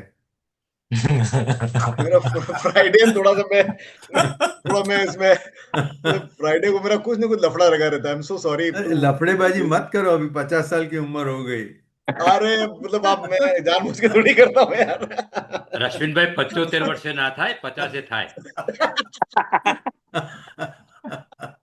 और मानो ये तो सब है ना, ये अभी तो बताया आपने, टाइम एंड स्पेस का कोई मतलब ही नहीं है उसके अंदर। तो रशियन भाई ऑप्शन दे रहे हैं आपको, फ्राइडे और सैटरडे हो, doesn't make any difference. Saturday रखो, चलो कौन सा सैटरडे सैटरडे करो तो इट करोगे? Will be very convenient, it will be most convenient. Friday बोलोगे तो I will try to make it नहीं फ्राइडे, नहीं, मतलब सैटरडे फ्राइडे अगर रखेंगे मेजोरिटी के लिए इनकन्वीनियंट है तो फिर मैं I will try to do something. No Saturday बताइए। 3, सैटरडे 10, 17, 24, 31, सर 5 17 को सैटरडे। रखिए, 17 17, ठीक है, अर्लियर इज 17 बेटर। मानव भाई, हाँ जी, आज सिर्फ इतना बताइए, जो आपने बताया कि ओमकार 15 मिनट का चैंटिंग का जो है, हाँ तो हाँ। मतलब कि you have to just go on doing Om only और anything, what is the only in 1 minute only, we will discuss in next meeting. हाँ, तो नहीं, उसमें ऐसा बताया था कि ओम करो तो बहुत अच्छा है, but then there was a logical question which came from lot of people कि हमने मंत्र दीक्षा ली हुई है सबने। हाँ कई लोगों ने मंत्र दीक्षा, जैसे मैं खुद ही मंत्र दीक्षित हूँ रामकृष्ण मिशन से। तो उन्होंने कहा कि इफ देयर इज, अगर ओम के अलावा अगर आपका मंत्र है तो गुरु प्रदत्त मंत्र has to be given top priority. बाकी आप जो भी अपने हिसाब से पढ़ते हो दैट इज ऑल सेकेंडरी। तो अगर आपका मंत्र गुरु प्रदत्त मंत्र अगर है आपका, तो give that a priority. Otherwise अगर आपको नहीं है तो फिर ओम शब्द can very well be the thing. Okay Om को, और उसका एक जोर से उच्चारण करना है, ओम, और उसके बाद थोड़ा सा गैप देना है, तो continue to do that. So that was the okay ये उसमें उन्होंने उन्होंने उन्होंने कहा था। We will learn more in next meeting. या हाँ जी, जरूर 17 जरूर। जनवरी 6 बजे बराबर। जी। हाँ जी, जरूर। Okay, thank you. I हाँ, have a कृष्ण कुमार जी, आप कंप्लीट लास्ट स्पीच देंगे। एक मिनट, नहीं। ये सर कुछ बोलना चाहते हैं जो 99 हाँ, people जो प्रवीण भाई। हाँ, परवीन भाई बोलो। I have a small question. Whether this Turiya Avastha is a little before Brahma Avastha, Brahmanishta Avastha? मतलब there is in between, there is a very thin line between the two. So Turiya Avastha and Brahma Avastha. मतलब ज्ञानी हो गया है वो ब्रह्म अवस्था, और तुरीय अवस्था मतलब आप उतने लेवल तक पहुंच गए हैं पर उसमें खाली एक जंप लगाना छोटा सा बाकी है। Is it, am I right? Do I understand? To my understanding Pravin bhai, they are identical. अच्छा तुरीय बोलो, ब्रह्म बोलो या ओम बोलो, अच्छा ये they are synonyms, you can say. एक ही चीज को वो अलग अलग तरह से बोल रहे हैं। इसको it simply is one and the समझ सेम। इसको सिंपली समझने के लिए 4 खाली सिर्फ नंबर दिया गया है। जैसे अच्छा हमारे 3 स्टेट्स हैं, ठीक है हाँ ना, when we they look beyond the 3 states, hmm, तो you look beyond the states मतलब दैट सुप्रीम स्टेट ऑफ आत्मन और ब्रह्मन। अब उसको सिंपलीफाई मतलब उसको खाली टेक्निकली या उसको समझाने के लिए तुरियम कहा गया। ओके बाकी otherwise it is not chronologically 1 2 3 4, it is the state beyond 3 states, that is the 4th state, like this. अच्छा। दूसरा, आप लोग अभी माता जी का जैसे कर रहे थे, तो माता जी मतलब क्या नाम उनका? नहीं, उनका नाम है दिव्यानंद प्राणा माता जी, दिव्यानंद प्राणा। दिव्यानंद प्राणा। आप गूगल कीजिए, अगर व्हाट्सएप ग्रुप में हो तो मैं उनके वीडियो से। नाम हाँ मैं अच्छा, व्हाट्सएप। इनफैक्ट जो जो हमारी ये क्लास हुई थी ना, वो वीडियो रिकॉर्ड हुई थी, तो उसके वीडियोस है यूट्यूब पे, तो अच्छा मैं वो डाल दूंगा। तो मतलब may be if you have time you can watch Yes. That. हाँ प्लीज और प्लीज। एक छोटी सी बात आपने जो कही ना कि वो ओम ही क्यों है, मतलब ऐसा कोई इसका कोई रीजन नहीं है, कोई कारण नहीं है, but the beautiful term I think you would be knowing, but maybe because of time आपने नहीं कहा होगा। Because Om covers the entire gamut of sound, हाँ, so that's more important because u and ma, starts from the girder, u from between, and ma from the lips. So the entire gamut of sound is covered in om, that is the, and मतलब और कोई इसका कोई reason नहीं है, पर सो relevant कि पूरा साउंड का जो गैमेट है वो ओम में कवर हो जाता है। और बिकॉज मैं ऐसा समझता हूँ कि ब्रह्म डिस्क्रिप्टिबल नहीं है, मतलब वाचातीत है, वाचा से ऊपर है, इसलिए ओम एक प्रतीक उसका दिया हुआ है, ऐसा मैं समझता हूँ। बिल्कुल बिल्कुल सही है, सही है। हाँ, कि जिसको डिस्क्राइब नहीं होता, 7वें मंत्र में कहा ना, उसको डिस्क्राइब ही नहीं किया जाता, कोई भी शब्द उसको कैसे डिस्क्राइब करेगा। दैट इज व्हाई नेति नेति, दैट इज Yes. नेति। तो एक ये एक एक प्रवीण भाई, जस्ट एक एग्जांपल याद है विच आई शेयर। ये अच्छा एग्जांपल है, स्वरूप्रियानंद जी ने दिया था, कि वो बोलते हैं कि देर इज ए, मतलब जैसे गोल्ड के ऑर्नामेंट्स होते हैं, so they say that there is a necklace, there is a bracelet, या एंड देर इज कोई भी एक जैसे पैरों की, हाँ, नुपुर हो गई पैरों की, ये 3 है, and then there is gold. तो is gold really the 4th? No no no, अब क्या है कि अब वो 4th, is it really the 4th और it is all the 3? All the 3 are nothing but gold. But क्या है, समझाने के लिए अगर उसको बोलोगे यही गोल्ड है, बोले ये तो बैंगल है, गोल्ड कहाँ है, गोल्ड कहाँ है? राइट तो राइट। एक वो चौथा उनको बनाना पड़ा, इसलिए बोलते हैं माया संख्या तुरियम। It is a it is a false number 4। There is no 4, there is only 1, इसलिए आगे अद्वैतम हो जाता है। राम रूप जूझवा अंते तो हेमनु हेम होए, yes yes yes ultimately it is gold only. Yes yes yes. So thank you for patient listening. Thank you. मानो जी, बहुत बहुत बहुत बहुत शानदार प्रस्तुति थी। और आपका भेजा हुआ जो गंगा सती वाला जो वीडियो था 18 मिनट का, कल मैंने वापस सुना एक बार दोबारा उसको। उस जो और वो जादव जी जो रामकृष्ण मिशन ऑर्डर के जो स्वामी सर्वोत्तमानंद जी जो जिनका नाम है, जो सर्वोत्तम, हाँ आईआईटी के टॉपर रहे, आईआईटी जी के हाँ टॉपर रहे हैं। हाँ हाँ हाँ तो हाँ जैसे आपने वो बताया था ना कि मतलब स्पिरिचुअलिटी की पहचान क्या है, कि आप इस स्पिरिचुअल पाथ पे आगे बढ़ रहे हो, तो उसकी पहली पहचान यही है कि आपका जो मैं मर रहा है ना, वो अहम जो आपका है वो बढ़ रहा है या कम हो रहा है। अगर वो कम हो रहा है तो definitely you are on the right path, और अगर वो बढ़ रहा है तो फिर तो सब तमाशा है मतलब उसके अंदर। वेरी और हाँ, और अभी जो ये पूरी इतनी देर बात सुनी, और जो गंगा सती वाले जो कल वो, मुझे उनका मालूम नहीं है कल सिंगर और जो भजन गायिका वो कौन थी, अगर मुझे खाली एक ही वर्ड लेना हो उसके अंदर, तो वो जो कबीर जी का दो आना कि जब मैं था तो तू नहीं था, और जब तू है तो मैं नहीं रहा, बिल्कुल उसके अंदर। आई think that is the essence of life उसके अंदर। तो फिर मन कहाँ बचता है जब अहम ही मर जाता है, तो फिर मन का तो कोई मतलब ही नहीं। तो अपन तो जागरूक अवस्था में, तुरी अवस्था में आ जाएंगे अगर यही हाल रहे तो 2-4 साल के अंदर, बिल्कुल। तो वही चाहिए अपने को, तो अपने को तो रश्मिन भाई का, अशोक भाई का, प्रवीण भाई का, मानव भाई का, सबका छेड़ा पकड़ के रखने का उसके अंदर, ताकि जागरूक अवस्था में अपन पूरिया में पहुंच जाए, बिल्कुल उसके अंदर। और हम लोगों को तो क्या रेडीमेड मिलता रहेगा, हम लोगों से मेहनत तो कम होती है। खाली अहम मारने का काम हम लोग कर लेंगे, बाकी समझाने सीखने का काम आप लोग कर लीजिएगा, बिल्कुल नहीं अच्छा। केके हम सर, अपना अहम बढ़ाते जावे। एक नहीं नहीं, केक। मैं एक एक मैंने कहीं पढ़ा था, आई एम सॉरी, एक मुझे बिफोर आई फॉरगेट, एक मैंने पढ़ा था, एक मुझे बताया था, मायावती में समझाया था कि शंकराचार्य ने इसी मंत्र 7 की इसकी कमेंट्री पे लिखा है उन्होंने। वो बोलते हैं कि ये जो ब्रह्म वस्तु की जो प्राप्ति है, ये आपका हक बनता है, ये आप ही हो, मतलब डोंट थिंक कि आप पे बहुत बड़ी प्रिविलेज है, ये तो आपका है ही। जैसे आप इंडिया में होता है तो आपको वोट देने का अधिकार है, एसआईआर में कोई निकाल देगा तो आप उसको, मतलब आप मर जाओगे, मतलब फंडामेंटल राइट है आपका ये। तो बोलते हैं कि अगर एक पानी की बूंद को पता चल जाए कि मैं और सागर एक ही हूं, तो it's no big deal, right? मतलब ऐसा वो पानी पे कोई बूंद पे एहसान थोड़ी हुआ, अरे हम एक ही है, उसमें क्या है? मतलब तो ये अगर हमको, मतलब जो ब्रह्म ब्रह्म जो हमारी जो ब्रह्म साक्षात्कार या जो हम बोलते हैं, ये हमारा बहुत फंडामेंटल हक है। मतलब हमको ऐसा नहीं मानना चाहिए ओ हो मतलब कितने जन्म ने ये काय का किस बात का यूं, it is my fundamental right, that is, वो जिद होनी चाहिए यूं। भाई ये कोई आपको ऐसा नहीं है कि आप बोलो गरीब आदमी और कोई मेरी लॉटरी लग जाए ना, करोड़ों में से एक लोगों की लगती है, ना ना ना ना ना ना, यू हैव टू बिलीव कि नहीं नहीं, ये तो अपने अपने बाप का ही है यूं, किस बात का यूं, लेना ही पड़ेगा तुमको, how can you not give? अगर तो तुम बोलते हो तुम हमारे माँ बाप हो, तुम सर्व अंतर्यामी हो, तो तुम मेरे में भी तो हो तुम, हाउ कैन इट हैपन? मतलब मैं कब तक ऐसा बना रहूंगा? तो ऐसा वो एक थोड़ा सा एक थोड़ा रुद्र भाव चाहिए इसमें एकदम, कि करना ही है, and we should not feel grateful. और जैसे कई लोगों ने बोला था कि जैसे लंबी जन्मों की प्लानिंग मत बनाओ कि यार ये अभी होगा 5-7 जन्म में होगा ना, अभी तो मेरा थोड़ा सा कम हुआ है ना, अभी तो बहुत संस्कारों का पूरा है ना, मतलब कब जलेगा ना। अरे वो बड़ा सा अगर एक बहुत बड़ा, अगर वो है क्या नाम उसका, एक अपना रुई का बहुत बड़ा पहाड़ है, तो एक चिंगारी काफी है उसके लिए।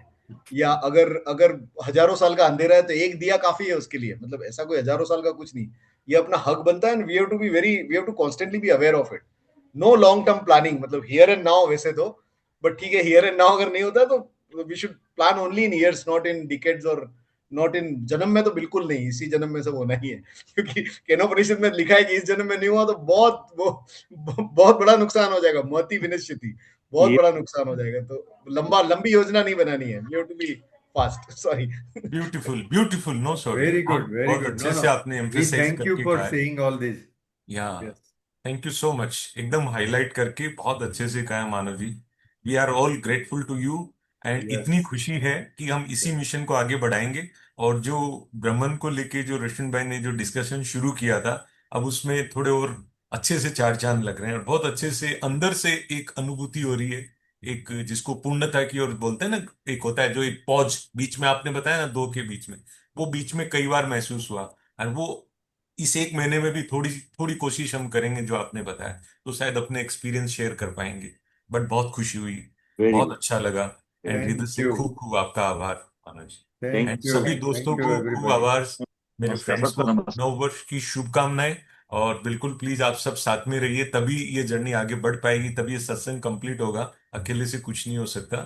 हमारी संख्या 7 है या 17 है वो इम्पोर्टेंट नहीं है, लेकिन हम जितने भी हैं साथ में रहें, और साथ में समझने सीखने की कोशिश करें। तो इन्हीं चंद शब्दों के साथ आपको नववर्ष की खूब सारी शुभकामनाएं, और सबको आने वाली नमस्कार, मीटिंग के लिए अभी से आपको आमंत्रण। और मानव जी आपका बहुत बहुत धन्यवाद, और धन्यवाद आप सबको, बिल्कुल आतुर है दोबारा थैंक आपसे सुनने के लिए। यू, हरिओम। हरिओम, यू। नमस्कार।